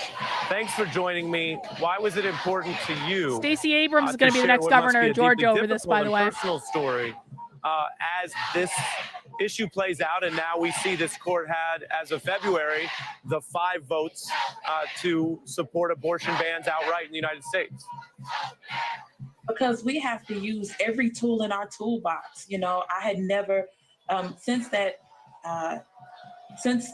Oh yeah, we're gonna see Shout Your Abortion all fucking 20 summer. years, I hadn't thought about it. It wasn't summer until I heard about SB8, you know, the Texas, that Texas abortion ban, and it made me feel like, what do I have to bring to this situation? Like, what can I do? If telling my story will help, you know, somebody will help do something, let me bring that out. And it was then that I realized, like, wow, wait a minute. That was assault, but the other thing being, I had the option to choose what I needed to do in that moment, what was best for me, and that's what's being taken away right now. Yeah, Congresswoman, you relay that, and it speaks to something that sometimes does get blown away or obscured in these issues, which is, yes, the court talks about rules and laws, and yes, there is a let's right talk to about privacy. let's talk about Texas for a second. I don't want to see Cori Bush cry. I don't really care about Cori Bush crying. Let's talk about Texas for a second. Texas has been inundated with movers from California. Texas was already nearing like a tipping point of, are they going to go blue or not? Could this thing that be the thing that mobilizes Democrats in Texas? You bet it could. You bet it could. It's not going to be good. Do I think that Texas is going to go blue by 2024? Probably not. It would take a little bit of luck for that. The demographics are not on their side. But they're going to make a lot of ground on this. Texas is not as deep red as it once was because of everyone that moved there from California and brought their politics with them.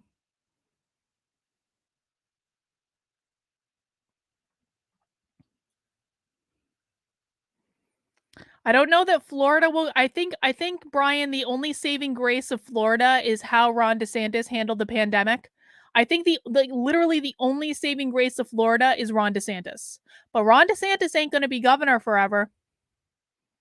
And Florida doesn't have plans for what happens when Ron DeSantis is no longer governor. They've hinged their entire state on one man, and that's not good. Georgia's going blue. I would bet all the money in my bank account on this. Georgia's growing blue. David Perdue just released a statement saying that if he was governor, that he would immediately ban abortion in the state of Georgia. You think Stacey Abrams ain't going to run on that? Stacey Abrams is going to become the next governor of Florida over this issue. And if anyone doesn't believe me, you can look at who your two senators from Georgia are right now. Because that didn't go the way the right wanted it to either.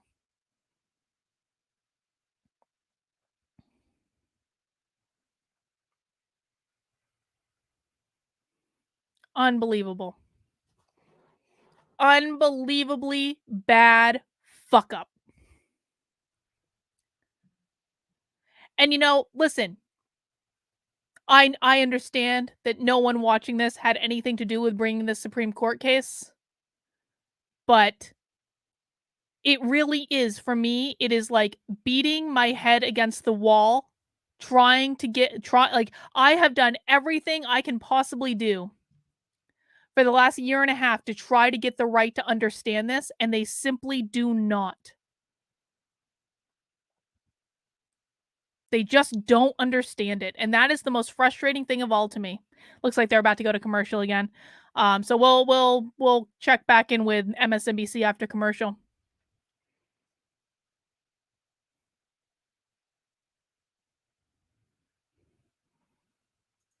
Do you want to lose every major election for the rest of your life, or don't you?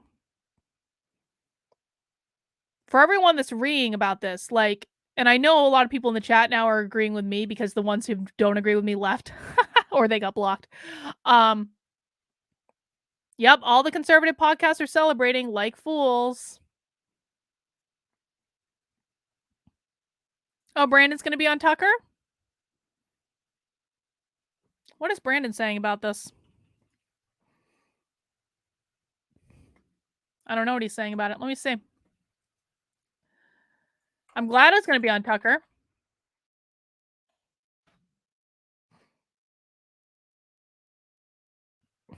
Let me see what he's saying about this.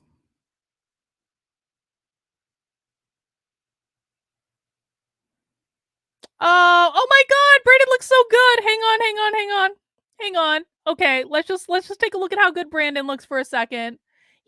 Brandon's been working out. Look at it, he looks so good. Hang on. Shit. Oh my God, my screens are like all over the place now. Look at it, he looks so good.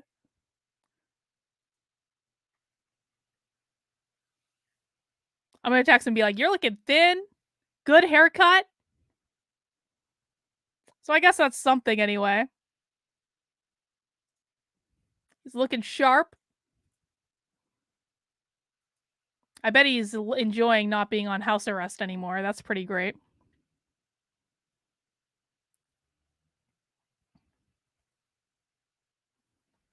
So at least there's that. These are the moments that we're now going to have to cling to, guys.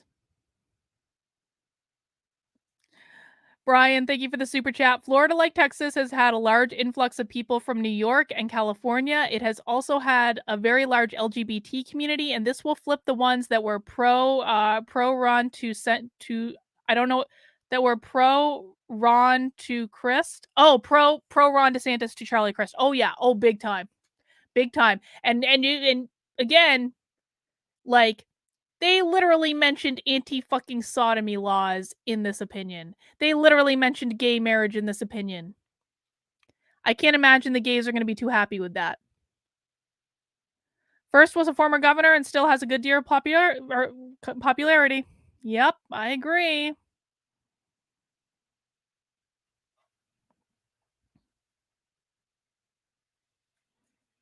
Man. All right.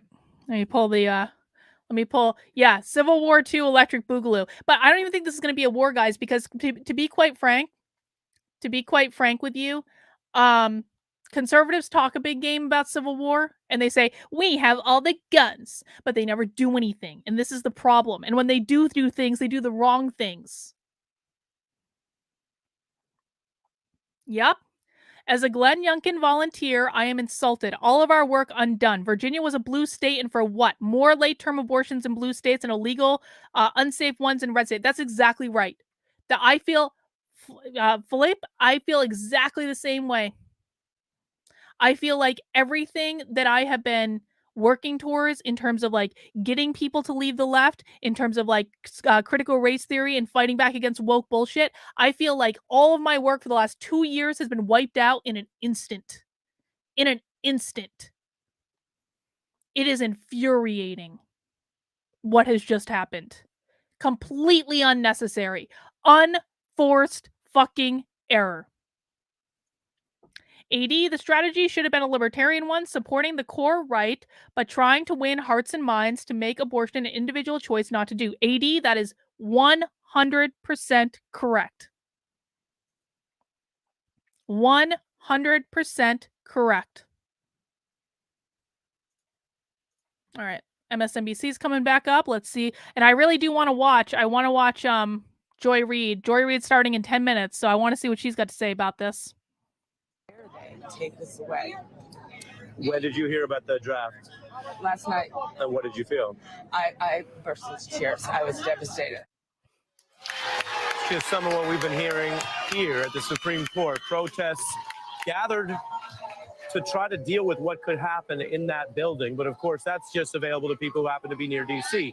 We're also seeing gatherings all around the nation. We have more on that in a moment. Plus, we want to play a little bit more of what we just heard from Senator Elizabeth. You're right, Matthew. I shouldn't be surprised about this. I never should have trusted Republicans in the first place, and I regret everything I ever did. I regret everything I ever did to support the right. Everything. I renounce fucking all of it. These Supreme Court justices. You are right. So I shouldn't have been surprised. Have a majority on the bench who would accomplish something that the majority of Americans do not want. We have a right. Dismembering 3,000 children. We've heard enough from the extremists, and we're tired of it. We are still inside 24 hours since this news broke. Some Americans still learning about it and gathering as they get off work or find the time, which brings us to New York City's Foley Square, where NBC's Ellison Barber is reporting live. Ellison? Hey, Ari, if you can walk with me a little, I want to give you a sense of how many people are here. This crowd has continued to grow since people started to first gather here at about 5 o'clock. Typically, we're told this square, this area of New York, Foley Square, it can hold about 4,000 people. But as you look through here, as you and I kind of weave together through the crowd, you'll see just how many people there are. Their signs give you a sense of what they are here for, what they have to say. People we have spoken to, they are frustrated, they are angry, they are scared, they are sad, and they came here because they wanted their voices to be heard. Listen to a little bit of what we heard. The whole country needs to know that people are going to be suffering and they will die. And it's a tragedy for families, and it's a tragedy for women. So one of the things, as we've spoken to people here, Ari, they will talk about is the fact that in New York, there are fairly strong protections, access to abortion rights that were solidified back in 2019 and now they will lose with the Health Reproductive Act. But they say that that does not matter. They are here because they believe that this is a healthcare right, that women everywhere, people everywhere should have access to abortion. And they wanted to be out here for a number of reasons. One, they want to see elected leaders on Capitol Hill do more to stop this, to prevent this from happening. Some people we've spoken to, they've talked about being frustrated that lawmakers didn't do more to codify Roe v. Wade months, even years ago. They feel in some ways, some of the people we've spoken to, that lawmakers have failed them by not doing more until now. They say they will be in the streets, they will be speaking out, and they will take this fight to the streets until this is resolved, no matter how long it takes. A lot of people we've spoken to, they say they don't know exactly where things go from here, but they are determined that organizing, coming out like this, again, just look how many. Yeah, look, even in the chat right now, Mint Meringue, you definitely put it the best way. I'm a woman who left the left, and now I can't bring myself to vote for the right. I have no idea who I can actually safely vote for these days. Libertarian.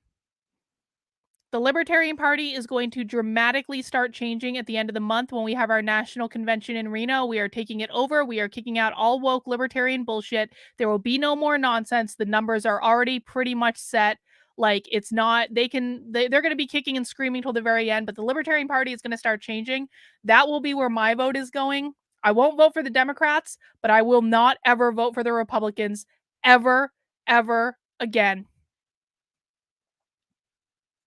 Jim says, you are totally right about what women think about this issue. I've never understood why the right doesn't get this. It's been killing them politically for years, making them a minority party, and it's about to get worse. Yay, Patrice is becoming a libertarian! Doesn't matter. None of this matters. This is a political issue. It's a political issue.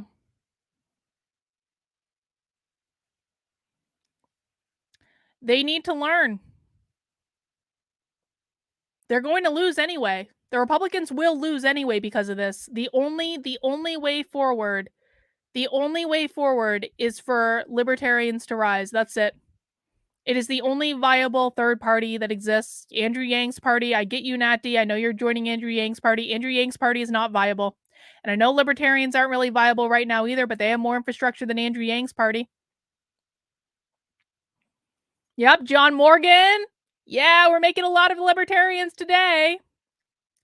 Artemisa, it's not a lazy argument. It's not a lazy argument. This is reality. This is political reality. I'll keep repeating this till I'm blue in the face. Republicans just lost every single woman voter that they gained that left the woke left, leading up to 2020. They lost every single female voter that they gained in Virginia that defected from the left to vote for Glenn Youngkin. They lost every single one of them in an instant. All of our hard work has been wiped out in an instant. All of it. Nope, I don't. I absolutely do not. I absolutely do not overestimate this. Nope. Nope, nope, nope, nope, nope. Patrice says, I joined Republicans for Trump, but that's over. Exactly. Well, I'm not doing it. Listen, I love Walkaway, and I love Brandon. But most of the people who are involved and doing public stuff for not most. Many of the people involved are conservatives. There are walkaway Democrats. That is real. But I'm just saying, from my perspective, literally every single walkaway Democrat that I've spoken to in the last 24 hours has said that they will never vote for the Republicans again over this. And I text with a lot of them. We have a whole fucking group chat. Never again is the universal agreement on this. Sean says, this was the issue Republicans needed to leave alone. Could have won and saved the country from the woke, cutting off their nose to spite their face. No foresight. Sean, that is 100% correct. That is 100% correct, man.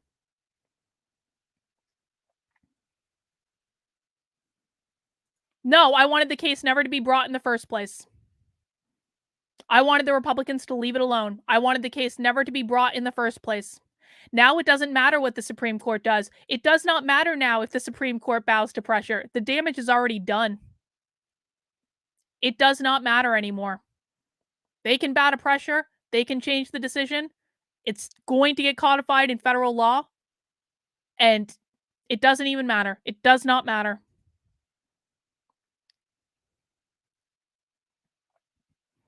The Republicans brought the case. The Republicans did do something. They brought the case. They poked the bear when they should not have poked the bear. All right, guys, Joy Reid's about to get started. So we're going to watch a little bit of Joy Reid, and then I'm going to bounce. Just as a reminder, I do have another stream tonight starting at 9:30, in which I will hopefully not be yelling at people, but we're going to have a little bit more fun. Nope, you're going to lose everything. I just don't, you guys don't get, like, they don't fucking get it. I just don't, like, I don't know. Yes, Joy Reid is about to come on. Cider, we almost made it. Joy Reid is about to come on. You just pass a federal law. They're going to pass a law. That's how it's going to get codified. They're going to pass a federal law.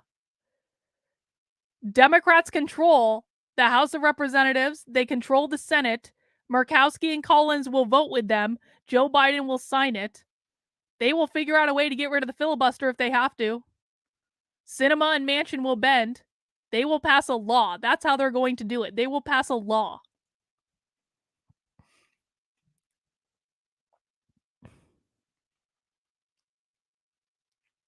Nothing has changed except you've just pissed off the entire right. Or excuse me, you pissed off the entire left. When the right gets pissed off, they don't do shit. When the left gets pissed off, they fucking riot. All right, let's turn this on, though, and hopefully Joy Reid will be on in a sec. We will see some version of some ruling come out. We will continue our special coverage here on MSNBC. You've been watching The Beat with Ari Melber, and the readout with Joy Reid begins now with coverage of Vice President Harris speaking at an Emily's List gala. You're watching MSNBC.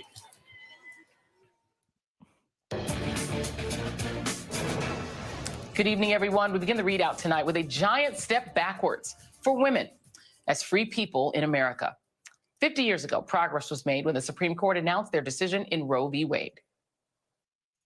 Major story today, aside from the death of Lyndon Johnson, the tragic death, and the hopes for peace in Vietnam, is the decision of the United States Supreme Court. It handed down a historic decision about abortion. The court said in a 7-2 decision that in the first 3 months of pregnancy, only the woman and her physician may decide whether she may have an abortion. In the second 3 months, all the state may do is regulate abortion procedures. And only in the final 3 months of pregnancy can the state forbid abortion. That was an historic moment for women. Only the third official affirmation of women's rights after the right to vote in 1920 and the legalization of birth control by the Supreme Court in 1965. The 1973 ruling on abortion told women that we, not the government, control our bodies, that women get to make their own decisions about their own lives. And now that era of basic human rights and dignity for women has been ripped to shreds with the leak of a draft opinion from the Supreme Court overturning Roe v. Wade, as well as the associated ruling Casey versus Planned Parenthood. The Supreme Court has confirmed that the document obtained by Politico is, in fact, the authentic first draft. In the opinion, Justice Samuel Alito doesn't mince words. It is a blatant, almost gleeful rejection of the past 50 years. Quote, Roe was egregiously wrong from the start. Its reasoning was exceptionally weak, and the decision has had damaging consequences. And far from bringing about a national settlement of the abortion issue, Roe and Casey have inflamed debate and deepened division, unquote. And with that, the unelected Supreme Court, shaped by minority rule, has taken away a right that a majority of Americans support. It's not the final draft, but it's very likely that the actual decision won't be any different. Alito's ruling rests on the argument that, quote, the Constitution makes no reference to abortion, and no such right is implicitly protected, taking us back to the time of the Founding Fathers when women were considered barely more than the property of their fathers and husbands. There's no telling what other rights this fundamentalist court could decide to take away next in order to get us back to the Founding Fathers. That's right, Dan. From birth control to gay marriage to it was leaked by the left because they knew it was everything. Here's how President Biden reacted to the draft decision today.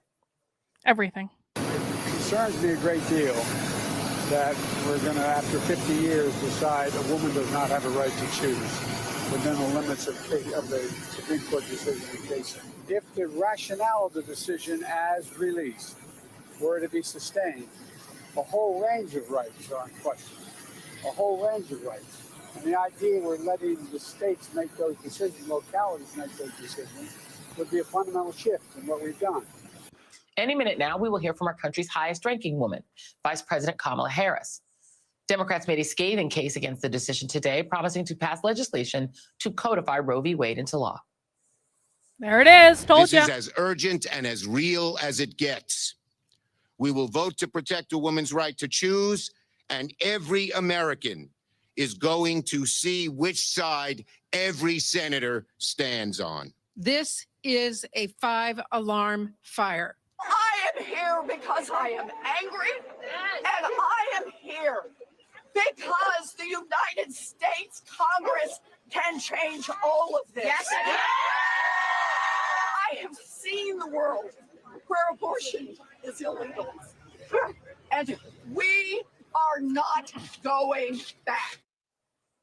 In a statement, former President Obama and Michelle Obama said they understood that many are angry and frustrated, but they called on Americans to join with the activists who've been sounding the alarm. There are a on this lot of issue for women, years guys, who and still vote. remember what it was like Because if we before want judges who will abortion was protect all legal. and not just some of our rights, A lot. then we've got to elect officials committed to doing the same.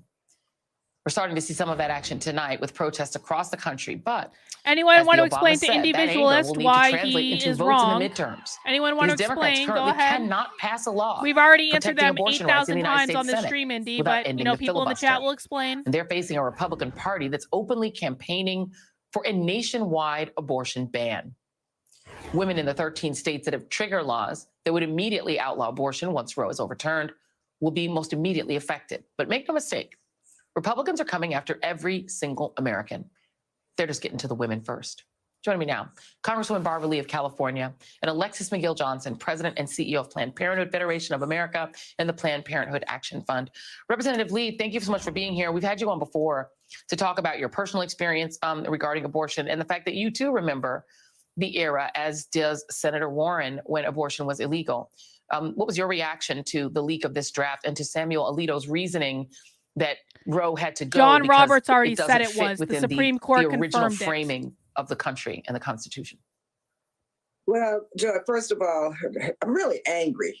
And I'm trying to contain myself, quite frankly. I'm angry and I'm heartbroken. I'm heartbroken because so many do not know life without Roe, first of all. Secondly, it's going to be low-income women, Black and brown women, who are going to be impacted the most. Women with money will be able to travel to states and afford to have an abortion. So this is an issue of racial justice. And it is a reminder for me And you will personally of the lose days before every Roe, when election at age 15, for Joy, you know, the rest I had a your very life. heart-wrenching decision to make, and my mother and I made that 2024 decision gone. together. It was Red wave in nobody else's 2022 business. gone. That's why I didn't talk about it. It was my right You will to lose privacy. It was my every right not to talk close about my election healthcare for the rest of your issues. life. And so my mother sent me to Mexico, and it was a back alley where fortunately I lived. Women were dying each and every day of septic abortion. So I lived, so many thousands of women did not live.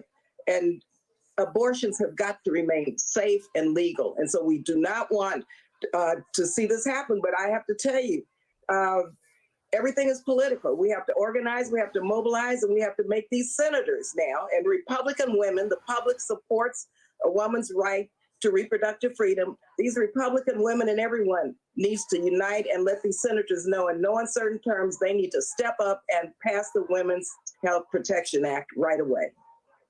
And I'm going to warn our audience that we're waiting for Vice President Harris to speak, so I may have to jump in. And so, ladies, I apologize if I have to rudely interrupt one of you if the Vice President begins speaking. But Alexis McGill Johnson, let me go to you. There's a map. I want to put it up. This is the 13 states that have trigger laws. And, you know, these are the states that the moment that the official, you know, end of Roe comes, their laws will kick in. And then there are 26 states that are likely to just ban abortion outright if and when Roe is overturned. And I think now at the point is when. And you look at that, and it looks a lot, Alexis McGill Johnson, like the same states with the highest poverty rates, the same states that rejected the expansion of Medicaid under Obamacare. Wisconsin is gone. Michigan is gone. Iowa is gone. Right to vote. Georgia's gone. The same states whose laws South Carolina could be the gone. Cruelest. There's a woman named Takara Mallard who her tweet I thought was very interesting today. And she said, forced birth in a country with the highest maternal mortality rate, no paid maternity leave, no universal subsidized child care, no continued birth parent care, and frequently inaccessible mental health care. What is it going to mean for the various Planned Parenthood clinics I will bet when you these states ban abortion. $10,000 that you will lose And these women, every what does it mean for woman these voter women? that you gained in 2020. I mean, that's what I was going to say. Is it's not about You Planned want to fuck Parenthood around? clinics. This is about all of those people I who will are put living in those $10,000 states. on it. That is a Put huge it in swath of the escrow country right that now. will now have to travel You will lose thousands of miles every outside of their state woman that in you order to gained get from access the to left basic health in care. 2020. It is unconscionable what this draft That's how opinion sure suggests, I am that I'm that correct. overturning Roe in a way, we know the same states that have the most restrictive access to abortion are also the states with the worst maternal health outcomes and increasingly more voting restrictions. So even the idea that these are the states that should come, that Alito would say should come back and actually enact federal legislation or state legislation, we're also restricting our ability to express our opinion in a democracy. I don't believe you this for is the one red reality second. that we are facing. I don't and, believe you at all. Like everyone has said, we will not go back, but it's going to take a lot of time for us to build back this constitutional right. I want to note just for our audience, this statistic, it's pretty jarring. 60% of women who have had an abortion are already mothers. They already have children. In many cases, these are low-income women who cannot afford more children. Majority of abortions actually occur in the first trimester. Women seeking later abortions are more likely to be poor or young or have serious health complications.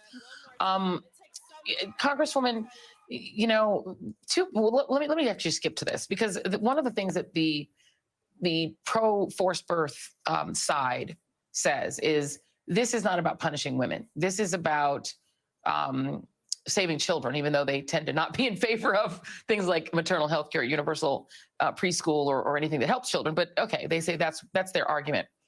Midas Touch, which has put out a lot of really, stark videos to try to get people to focus on these issues in a very specific way. They put out one that essentially describes a handmaid's tale in real life that could happen once enforcement begins, because it's hard to imagine enforcement won't include women. Let's take a look at that video. Listen, everything's gonna be okay, right? Just let me do the talking, okay? No. Good evening, ladies. License, please. Where are you headed? We were just out for a drive. Headed to the border? Oh, no. We were just going up to the... Hey there. What's your name? Grace? Are you pregnant, Grace? Step out of the vehicle. She does not have to. Yes, she does. No. Show me your hands on the wheels, please. Grace, step out of the vehicle on the wheel. Oh yeah, this is gonna be blasted all over fucking TV and internet. It is impossible for me to imagine making abortion illegal without having the right is include so fucking enforcement stupid. against women, against mothers, and teenage daughters, and people who try to sneak. They already have their propaganda. Enforcement against women. They is inevitable, literally is it not? already have their fucking propaganda. Yeah, what they're trying to do, Joy, is criminalize our bodies. And all these bogus arguments are totally irrelevant. This is an issue that is a very personal decision that a person has to make, oftentimes very, very grueling.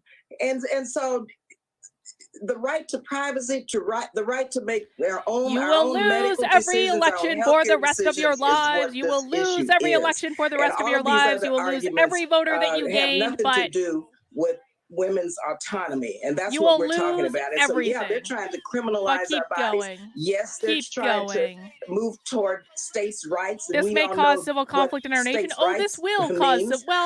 No, yes, this is the beginning. I actually don't believe that this is going to cause civil conflict, because I don't believe the right ever actually has any intention of engaging in civil conflict. I believe that the left controls everything. This is not an evenly split thing. The left controls everything. They control every institution. They control government. They control media. They control the schools. They control the corporations. They control entertainment. They control the church. They control literally everything. This is not an evenly split conflict, and this is what the right doesn't want to hear. They can talk about, we have the guns, we have the guns, we have the guns, we have the guns. Great. The left controls the military. Congresswoman, I'm sorry to interrupt. How many people got kicked out of the military for the vaccine?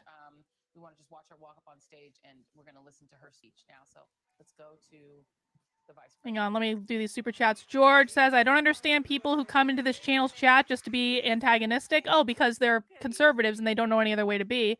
AD says, individual right are more sacrosanct than state level rights. Let's listen to Kamala. Many years, she and I being in different positions when we first got to know each other, working together. And I will say that we are very fortunate that we have a leader in LaFonza Butler at a moment like this in the history of our country. Thank you, LaFonza.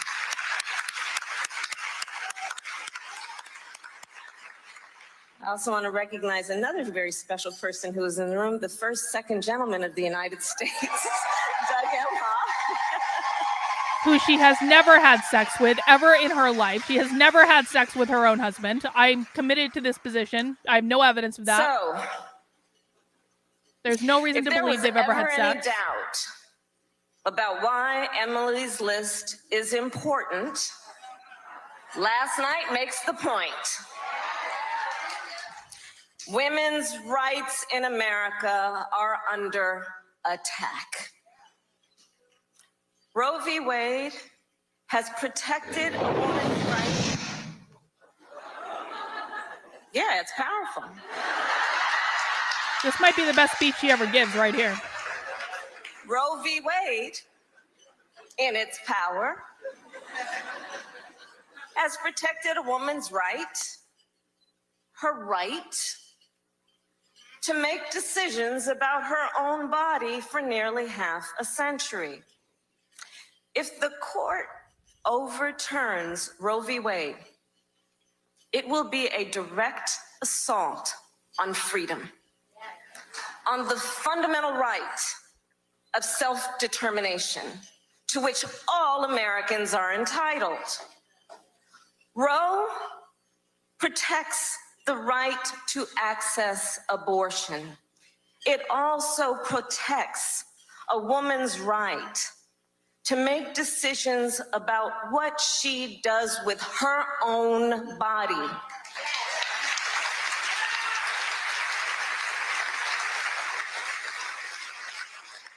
So to the friends, I say, we've always been clear, but today, we know our purpose. We know also what we are up against.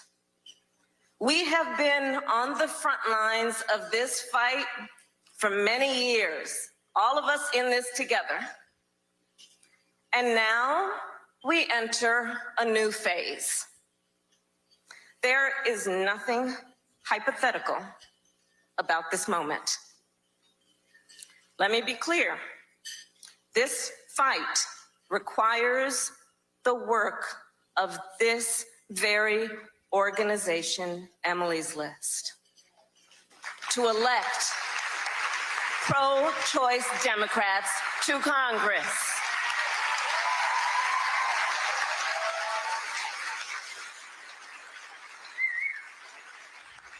Now, at this very moment, Roe v. Wade remains the law of the land.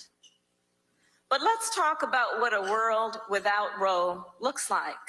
All right. Women in almost... I can only listen to Kamala for so much at one time. I've got some super chats I want to do. Sean says, gives the left the ability to take woke back underground and have this old war horse be the headline. Women's rights will be out front with woke beneath. Sean, this is a really great point. Every single, like, this is going to be #1 across the board. And now they're going to keep doing everything else that they're doing. They're going to keep doing critical race theory in schools. They're going to keep doing social emotional learning in schools. They're going to keep doing all of that shit. And it's not going to get covered in the media at all anymore because this is now the issue.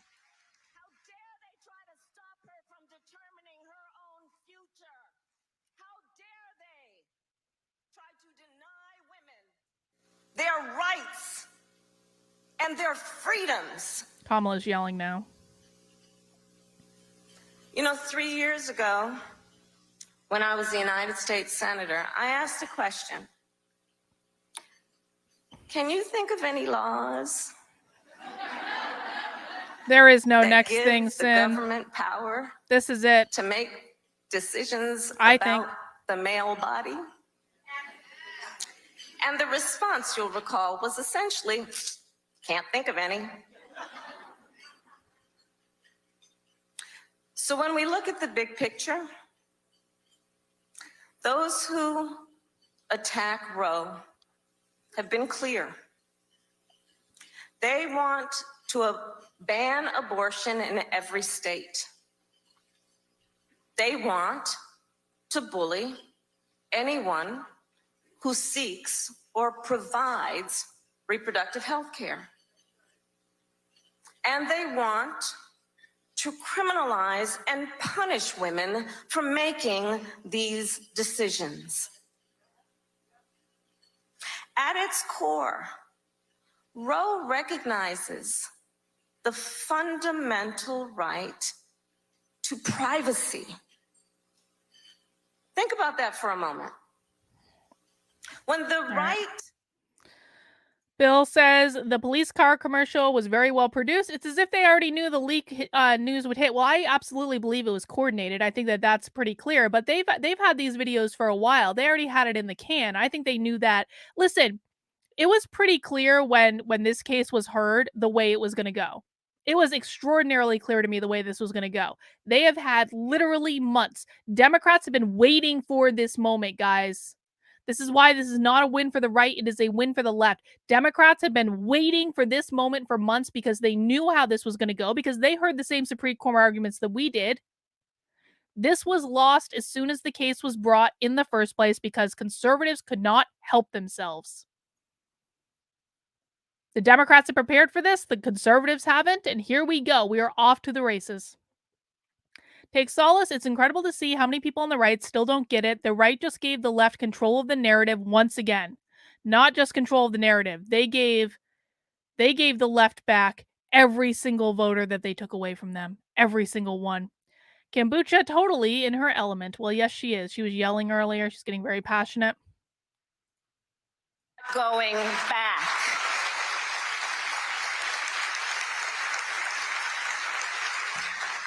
Because thank you, Derek. I appreciate it. The strength of our country is that we fight to move forward. Yes, they lost a lot. You know, I've they spent did. my they lost a lot. career fighting for the health, safety, and well-being of women, with so many of you in this room. And now, once again, friends, we must link arms in this fight. Oh, Sin, was there another super chat? I'll go back and look. Sorry about that. To join us. If you stand for freedom, for self-determination, for the right to privacy, if you stand for these principles, stand with us. Sin, was it this one or a different one? Was it that one? Because you see, women's issues are America's issues. I apologize if I missed it. Democracies cannot be strong if the rights of women are under attack. Oh, Kamala's about to yell. Okay, Sin, I'll bring that up in a sec. To all here I say, let us fight for our country and for the principles upon which it was founded, and let us fight with everything we have got. God bless you and God bless America. That was truly probably one of Kamala's best speeches. I'm not fronting on that. That was a good fucking speech for people who are open to that type of content. Sin says, what is the next thing, or is this the major bomb? I think this is the major bomb, Sin. I think this is it. I think that this is the major bomb. I think they're going to try to do other stuff too, but there is nothing. There is absolutely nothing that could have had a worse impact than this. There's absolutely just nothing. Well, of course someone wrote it for her.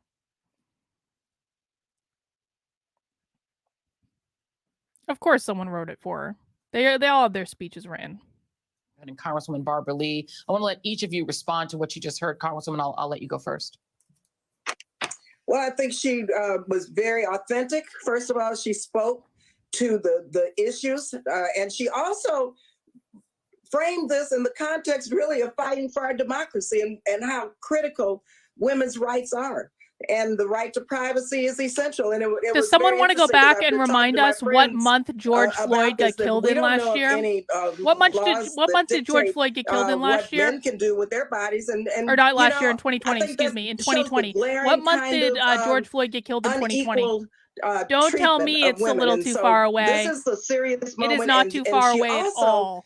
naturally had to politicize it because Summer this is about of elections. This is about riots. electing pro-choice, pro-reproductive freedom May. members of Congress It was who in are May. primarily Democrats. I think it was in May. It was either May or to June. make sure May. that they What win, month that is we it? win. And so we've got to get out there now and May. organize, in spite of all the voter suppression laws that they passed. Not too in spite early. of what they're trying to do to keep African Americans and people of color and young people and the disabled and seniors away from exercising their constitutional rights to vote. So today it's women's right to reproductive freedom. Tomorrow it will be May something else 25th. and someone else they go after. It's not too Well, early I'm for old this enough to have to impact remember on when November at all. Republicans went absolutely crazy over the idea of a mandate to wear a little piece of cloth over your face to prevent the spread of a deadly pandemic. Oh, look, Alexis that's being used against them McGill-Johnson, now. your Because, of take course, on they what you acted heard from the Vice hypocritical in President. that.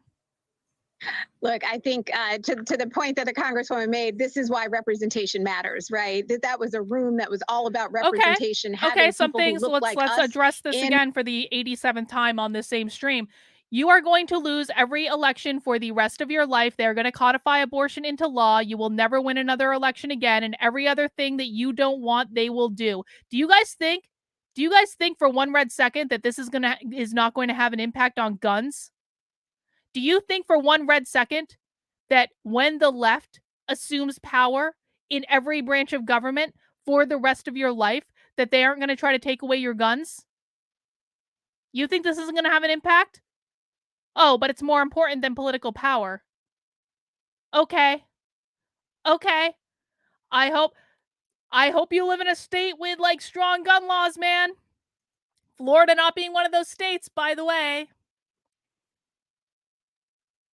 Yeah, the New Hampshire GOP still has yet to say anything because they know, and you know this, Derek, they know that this makes this harder. They know. The New Hampshire GOP knows better than to make any statement on this at all.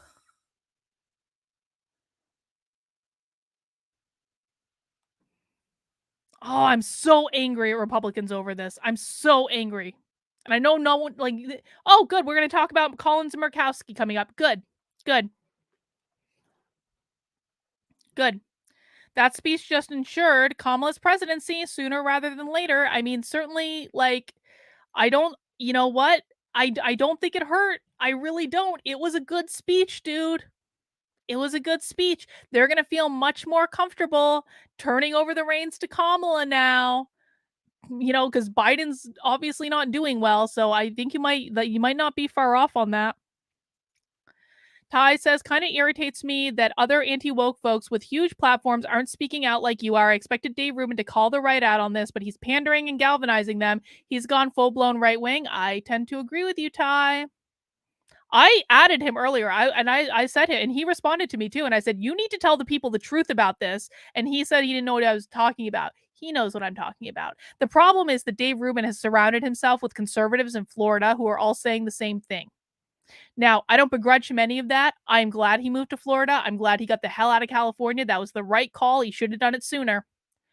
But I really do think that he has surrounded himself with conservatives that are all telling him the same thing. And I think that is impacting his perspective on this. But, you know, maybe when he realizes that the right is going after gay marriage and the right is going after, like, everything, maybe he'll wake up. But I think right now he's squarely in the conservative camp, and you know, I understand why, I understand how it happened, but he needs to talk to a more diverse set of people is the problem, and he's not doing that.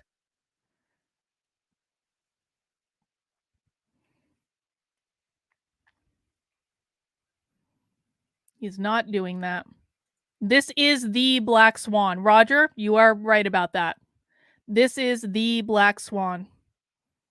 And the right's already admitting they're going after gay marriage, by the way. They're already admitting it. This isn't theoretical. They're already admitting it. They literally included anti-sodomy laws in the goddamn opinion.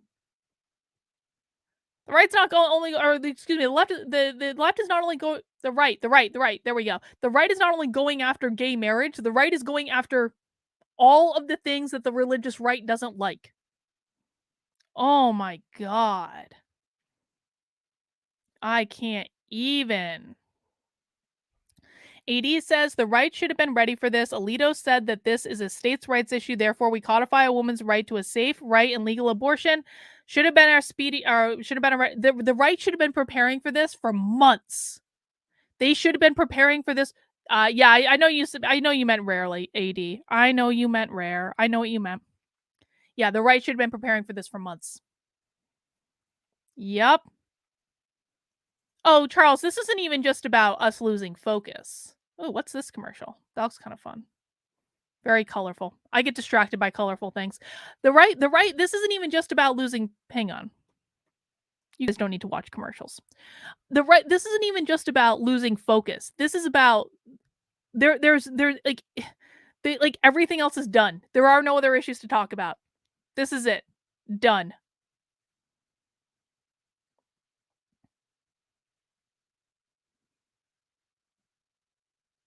Done.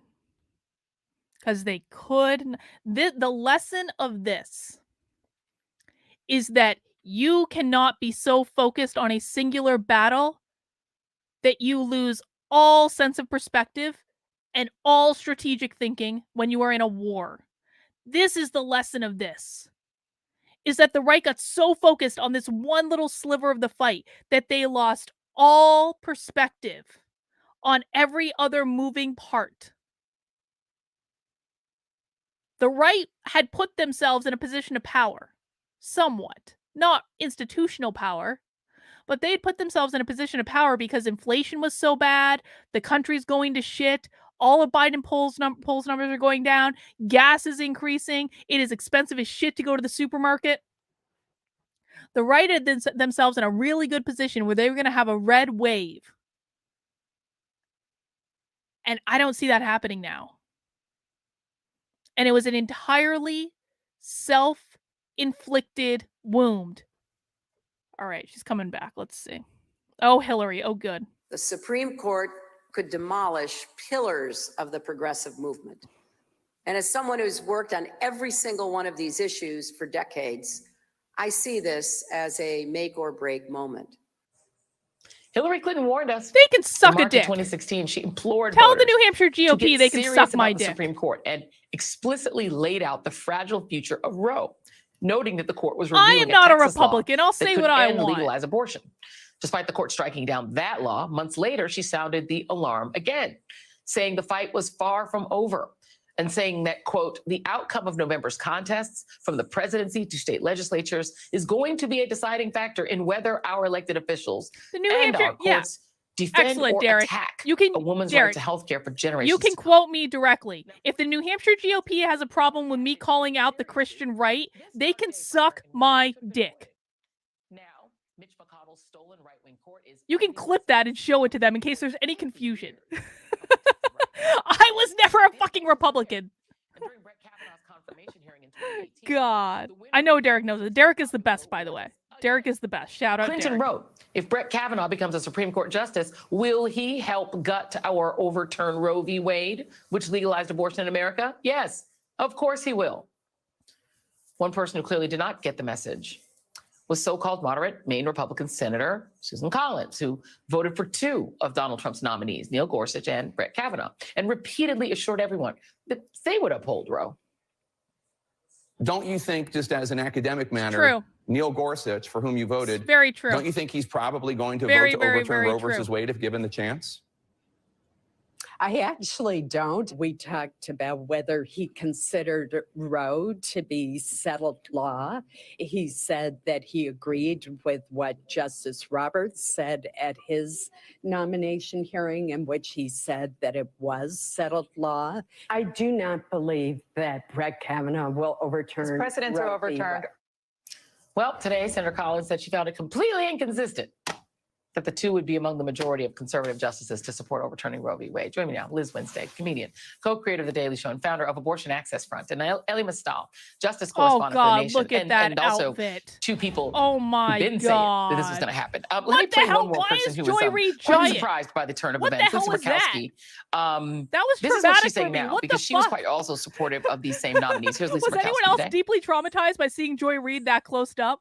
If it goes in the direction that this leaked copy has indicated, I will just tell you that it rocks my confidence in the court. Oh, there goes Joe Manchin. Joe Manchin just ran away. Liz, Joe better Manchin late than literally just never. ran away. Did you guys see that? What do you think it Joe means Manchin was like, that nope. you have these two, sort of moderate conservative women senators who've now been, their faith has been rocked in the court? Well, first of all, I'm disappointed she didn't actually clutch her pearls that were hanging around her neck. She actually missed an opportunity to actually do the clutching. But for Susan Collins, the thing that is so upsetting, and I know, Ellie, you're going to know where I'm going with this, for her to be so convinced about Brett Kavanaugh, when Brett Kavanaugh was on the DC court and was the dissenting opinion, when an undocumented person who was incarcerated at the border needed an abortion, he was the person who did not want to allow her to get her legal access to abortion. There didn't have to be any digging around it. It was there in plain sight. And yet she's shocked at what she heard. I don't even know what to say. It's so appalling. Yeah, let me play three of the other justices who are likely in this majority to overturn Roe. This is Gorsuch, Kavanaugh, and Amy Coney Barrett in their confirmation hearings. So a good judge will consider it as precedent of the United States Supreme Court, worthy as treatment of precedent like any other. One of the important things to keep in mind about Roe v. Wade is that it has been reaffirmed many times over the past 45 years. Roe is not a super precedent because calls for its overruling have never ceased, but that doesn't mean that Roe should be overruled. They all all lied. Here's Samuel Alito, the author of the upcoming overturning of Roe. Roe versus Wade is an important precedent of the Supreme Court. It was decided in 1973, so it's been on the books for a long time. It has been challenged on These are going to be played over and over and over and over and over again, all over leftist media to emphasize what liars Republicans are. Based on stare decisis. Every single one of these. When a decision is challenged and it is reaffirmed, that strengthens its value. I mean, those were lies, right, Ellie? And stare decisis isn't real, right? Yes, they're lying. They've always been lying. And frankly, if you're the idiot who believed their lies there will be all the way rage. through, then you're too stupid to be a United States senator. Obviously, they were lying. They've been lying the entire time. But my question is simply to the Democrats now. Oh yeah, big time. What are you prepared to do? Oh yeah. Now that their lies have been exposed, now that the obvious jig is up, what did you think was going to happen in 2004 when they replaced Sandra Day O'Connor, the deciding vote in Planned Parenthood to be Casey, with Samuel Alito? What did you think was going to happen when 52% of white women and 62% of white men couldn't vote for the email lady and instead voted for Donald Trump? What did you think was going to happen when Mitch McConnell stole the Supreme Court seat? What did you think was going to happen when these people had a COVID party on top of Ruth Bader Ginsburg's grave? What did you think they were celebrating? Did you think they were, oh, yay, federalism? Was that the party? No, they promised to do this. They are doing it. Now, what are you prepared to do to stop them from doing it is the only question that matters today. Well, and Liz, they're not just doing this. I mean, the glee is not even ending. I mean, there is right now a group of Republican senators who are putting together a plan to pass, the moment they get a Senate majority, their first action, I'm assuming, is James Langford is behind it, as well as this guy's a psycho. From this guy's Iowa, a psycho. Joni But Ernst. all of these people are they want a fucking total ban on insane. abortion, so you wouldn't even be able to. And so travel the fact to that we have now handed power over to them on a silver fucking platter they would like to is ban abortion infuriating. nationwide. What It's are we going to Well, do? and I think that's what I think people need to realize is that Roe v. Wade means it goes to the states. And if it goes to the Oklahoma, James Lankford State, which, by the way, just today, their governor just signed a 6-week ban that went into effect immediately. So there is that whole pocket of places where people can't get abortions at all. I think this was the plan all along. And I have to tell you, Joy, that sometimes I try to be rational in where I need to place my anger, because a lot of times I looked at my fellow Democrats, my fellow progressives who kept telling me that I was irrational. I feel slightly gaslit by the amount of time Sean, the left will use this as proof for critical theory. You're goddamn right they will, Sean. As we told they people, will use this it for makes you really feel like, everything. to answer Ellie's question, everything. do they care enough to do it is something? Christmas Is it morning just at the DNC. or do they care enough to do something? Because it's not enough anymore to just bat away horrifying legislation. We need to be proactive in expanding access. And does our party have it in them? And it's up to us to actually fuel that fire. I really do believe that we're going to see if this 70% of people who believe that a person's right to an abortion should always exist and Roe should exist, then we have to fight for it. We have to tell politicians, your job is on the line. If you don't secure this right now, anything less, they get a free pass. They get a free pass to not care. And Ellie, I want to very quickly go through your reaction to actually the language itself. I'm not a lawyer, but I did read the opinion, the draft opinion last night. There's something about it was quite arrogant. Lime Lady, this is in sort of saying, really well, the law was good always wrong to point. decide, If you which don't you've have heard people on emergency the right say for supplies, decades. now might I've be been a hearing, good time to this start. religious right since 2004. It's a great point, They've been Lime saying Lady. it for a long time. But to put it in language that essentially made it sound as if women just aren't capable of doing this, that the states need to make these decisions for women. And I think we forget about Casey enough. People forget Casey, Planned Parenthood versus Casey. That's the one that said up until 1993, when that ruling happened, women had to ask their husbands for permission of what to do with their bodies. They had to have a man's permission. Essentially, you were a ward of the man you married. That is overlooked a lot, but that's also being thrown under the bus. Your thought about the decision itself? Alito's fundamental legal reasoning is that you are abortion going is to not a lose fundamental every right election because it for the doesn't rest go of back your to the life. founding, because the founding You will fathers lose didn't every election recognize for the abortion rest as of a your fundamental life. right. And I he's hope right your about that. The principles feel founding good fathers as it's didn't codified recognize into federal abortion as a law, and fundamental right it happens because the anyway. founding fathers were racist, misogynist jerk faces who didn't believe that women had any rights at all. So of course they didn't believe that women had rights to their own bodies. The founding fathers didn't believe that marital rape was a thing. Wow, this guy is something else. This guy is psychotic. Who the fuck is this? So that's the history that Sam Alito is accessing. Look, either you believe that the founding fathers in their infinite wrongness were overcome by the 14th Amendment, which guarantees equal protection to all people in this country, or you don't. And if you don't believe that the 14th Amendment guarantees women rights to their own reproductive system, just like a man has a right to his own reproductive system, if you don't believe that, then we are living in a situation where women have second-class citizen status. If you do believe that the 14th Amendment worked, then Samuel Alito's legal reasoning is laughable on its face and wrong. Jabba the Fro. Yeah, I agree. Okay, real quick, Liz, because we're out of time, but go ahead. I was going to say, in reading it read like an anti-abortion activist wrote it, not a Supreme Court justice. One might argue that one did. And I'd like to advise our audience. Indeed, that marital rape actually finally was illegal in all of the U.S. states in 1993. 1993. Women have barely had any rights in this country most of the time that women have been in this country. Liz Winstead, Ellie Mastal, thank you both very much. And the right just handed all this power to these goddamn psychopaths. Take Solace says people on the right justifying trading actual power for abortion amazes me. I guess the right is ready for open borders and SEL turned up to the mass. Well, that's what they're going to get. Whether they're ready for it or not, I don't exactly know, but that is exactly and precisely what they are going to get. And they really don't understand it. They really don't understand it. There's still way too many people on the right that are like, this is going to be a states' rights issue. I don't know why you're so upset, Carolyn. This just kicks it back to the states. No, dude. Nah. This is bad. This is real bad. Do you guys, if anyone who didn't have a sense of how bad this was, now that we've been watching MSNBC for an hour and a half, are you guys starting to get some sense of how bad this is?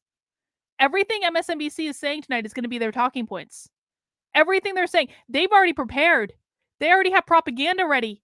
They're ready to go. The right is not prepared for this in any way. All right, guys, we're going to be wrapping this up as soon as Joy Reid finishes up because I've got another stream later. ED says, no one actually read the draft. Well, some people did. Cheryl says, I agree with you, Carlin. I will not vote for Republicans again. Libertarians need to step up and take their place. Dude, we're trying. Again, the Libertarian Party, guys, is going to be dramatically transformed by the end of the month. Now, you can't fix everything overnight. It's still going to be like, it's still like, you can't, the leadership of the party is changing, is what I am saying. It is changing. It is pretty much already a done deal. I don't want to oversell, but like the numbers are there. It's going to be changing. You will have a viable libertarian alternative that is not a complete and total woke shit show.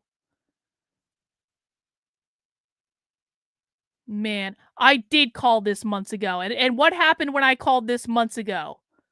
I was raked over the goddamn coals. But I was right.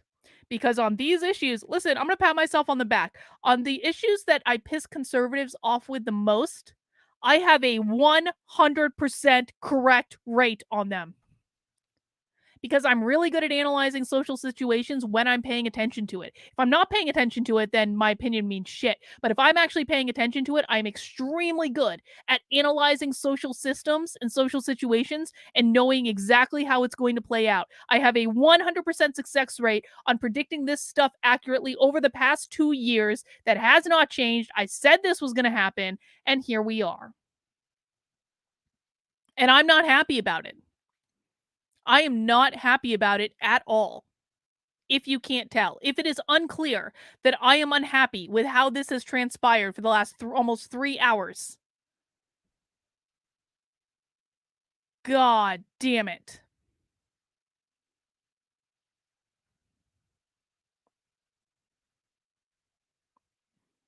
They're never going to stop talking about states. Republicans honestly think they're like, states' rights is a winning issue. And is states' rights a libertarian issue? Yes, it is. I'm a very big believer of states' rights. I want New Hampshire to secede from the Union entirely. I want us to leave. I even want us to leave more now that this shit show is about to start unfolding. But that's not the point. It is not the point.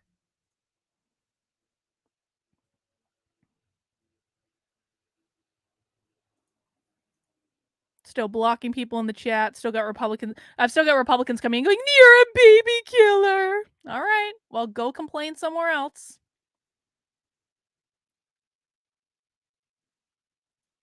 Dan says, you have awakened many people, Carlin. I don't always agree, but I don't think people who walked away will let it either of these crazy sides get away with this. I mean, I don't think we have much choice anymore. Should randos go to Reno too? No, I mean, no, you don't have to. No, like the delegates have already been selected, so the changes are going to get made by the. I mean, you can if you want to, but like you don't have to. Like it's already the delegates have already been selected. I'm going because I'm a delegate.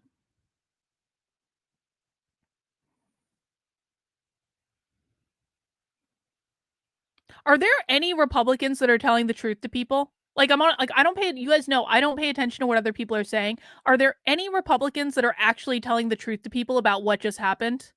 I know you guys pay a lot more close attention than I do. Incognito says both sides are psychotic, but the left manipulates the best. That is exactly correct. All right. Joy Reid's coming back.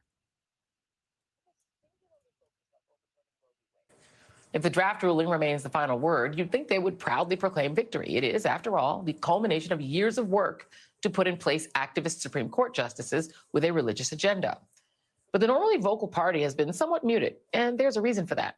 The majority of the American public does not agree with the conservative justices on the Supreme Court and the Republicans who confirmed them. But now that the dog has caught the car, it's an open question what comes next, and if voters will punish Republicans for taking away women's rights. Join me now, Aaron Haynes, editor-at-large for The 19th and an MSNBC contributor, and Robert P. Jones, CEO and founder of the Public Religion Research Institute and author of White Too Long, The Legacy of White Supremacy in American Christianity. I'm going to start with you on this, Robbie, because this is the dream come true. I love it, that, Sin. those of us who've been Well following done. the religious right and the things that they've said for a long time, this is what they wanted. Now that they've caught the car, their messaging doesn't seem to be as exuberant as one might expect. Why do you suppose that is? Well, I think you've hit the nail on the head. It's really notable that it's nearly 2/3 of the public that supports the legality of abortion. Similar numbers. Brian says they're too overturning busy Roe v. pounding their chest Wade. in victory to In realize fact, it, just even if like you look in, Disney. the religious. They're not going to landscape, learn you until the mentioned election. religious right. It's really the They're white not going to learn until evangelical November. right that And then they're going to we're have a talking wake-up about that is call at like the core they've of this. never seen before. They are actually the only religious group in the country among whom a majority think that abortion should be illegal in all or most cases. That is, every other major religious group in the country is in majority support of this right. Latino Protestants are divided, but white evangelicals stand alone. They're only 14% of the population, and they stand alone as the only group that really opposes it. It's worth noting that it will lead us Catholic justice, but the Catholics in the country, 6 in 10 Catholics in the country support the legality of abortion, despite the church's stance. Let's just look at some of these PRI numbers that you brought in, Robbie. You've got 61% overall oppose overturning Roe v. Wade, only 36% support it. By party, it's still a no for most other groups, Democrats and independents.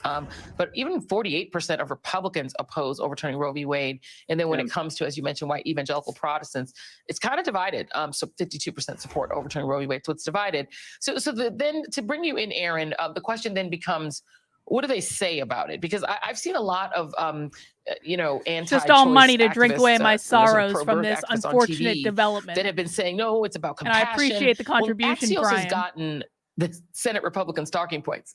Their talking points are be compassionate, expose the Democrats for their extreme views, forcefully refute the Democrat lies regarding GOP positions on abortion and women's health care. No, people are mad blah, because blah, you blah, idiots sacrificed every close push the election idea for the that rest of your Americans support lives. reasonable That's why they're restrictions. mad. This isn't about reasonable restrictions. This is about banning abortion, and they've even got a bill they're working on in the Senate.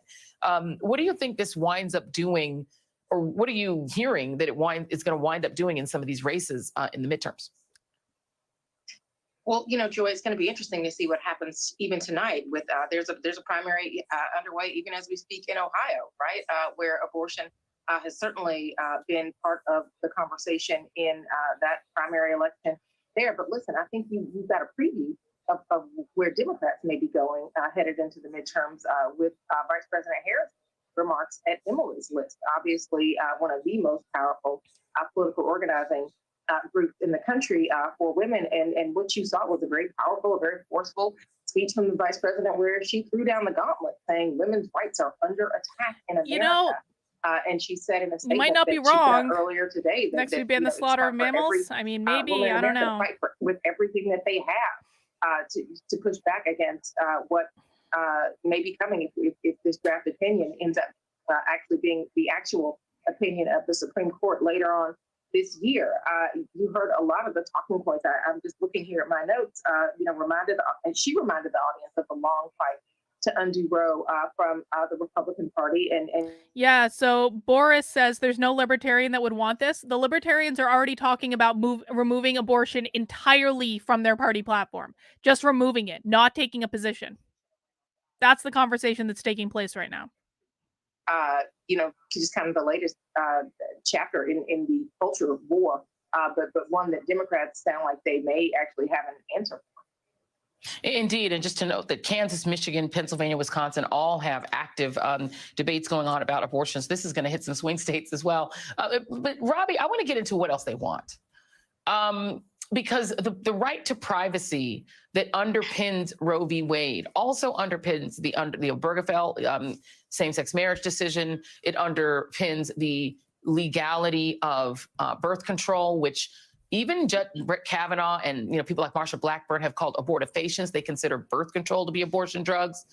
There have even been some of them who've spoken out that Loving versus Virginia, the libertarians actually care about making ground and starting to win things.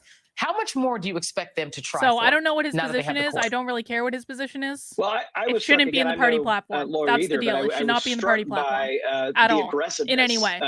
By which this leaked memo went after the presumed right of privacy that's been 6 decades of jurisprudence establishing this, and that goes straight at it. And if it's not mentioned specifically in the Constitution, the argument is there's no constitutional support for it, right? And so you're right. Even marriage across racial lines, right, could be back on.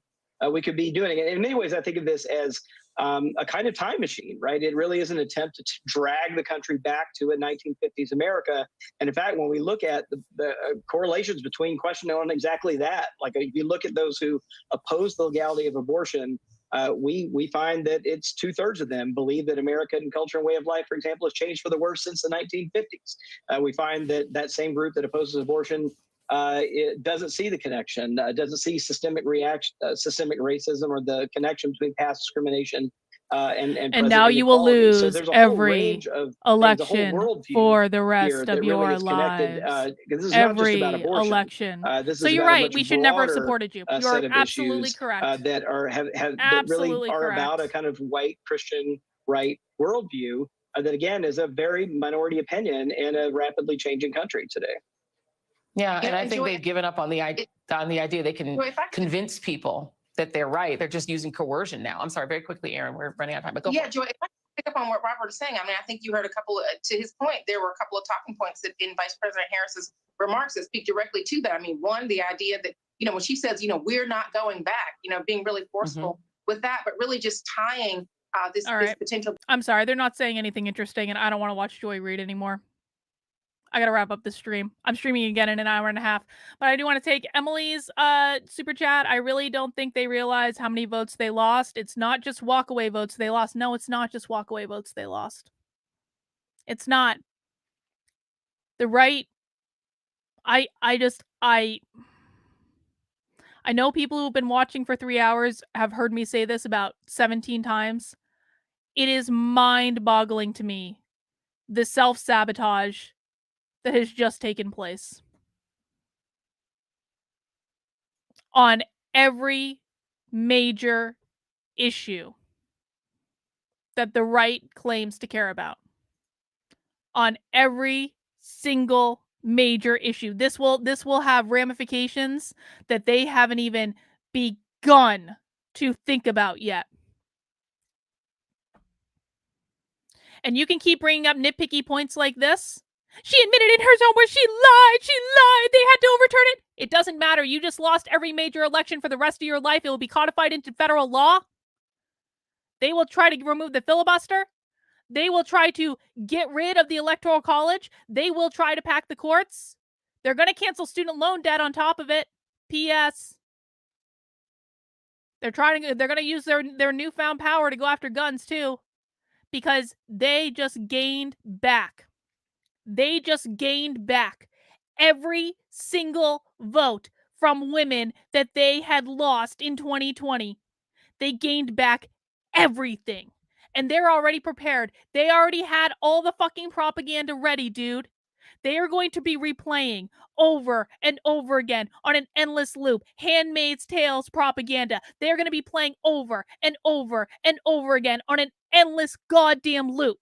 Every single one of those Supreme Court justices lying in their confirmation hearing. They are going to be playing over and over and over again on every fucking ad platform because they are going to have the best fundraising week of their lives that they've ever had. And they are going to continue to raise money on this issue all the way through November. And there is not a single thing that anyone can do to stop it.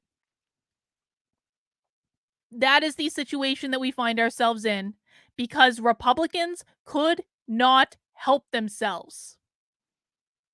This was leaked by the left because they knew it was a winning issue. They knew this was it. This is the ball game. This is everything. There is nothing that the right can do to fight back against this now. It's done. They lost. They lost. And we have only begun to see. We've only gotten the very sliver of the beginning of the backlash that is going to occur over this issue. 63 Rambler, you will own nothing and you will be happy. Yep. Get ready for it. Get ready for it. Oh, Brandy, they're going to get both. They're going to get both. They're going to get both.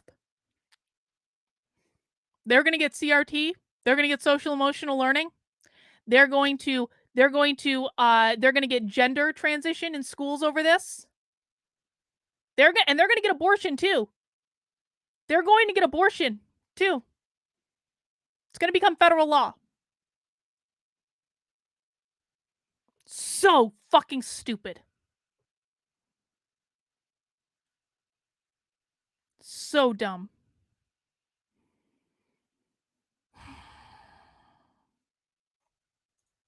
I will be voting Libertarian for the foreseeable future. I will never vote for a Republican again. That is my position.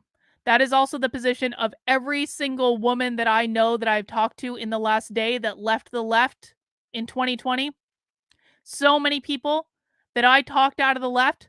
So many people that thought that the left had gone too far. I will never vote for a Republican again. None of the people I've spoken to that left the left in the last day will ever vote for a Republican again because of this. So yeah, we're going to get CRT. We're going to get SEL. You're going to get abortion on demand. You're going to get, they're going to start trying to crack down on gun laws. Everything. They just won everything. Because you guys thought this would be a rational discussion about states' fucking rights. When people like me were screaming, this will not be a rational discussion about states' rights. Ever. You didn't listen to the people who were trying to help you. And now we all lose. Now we all lose.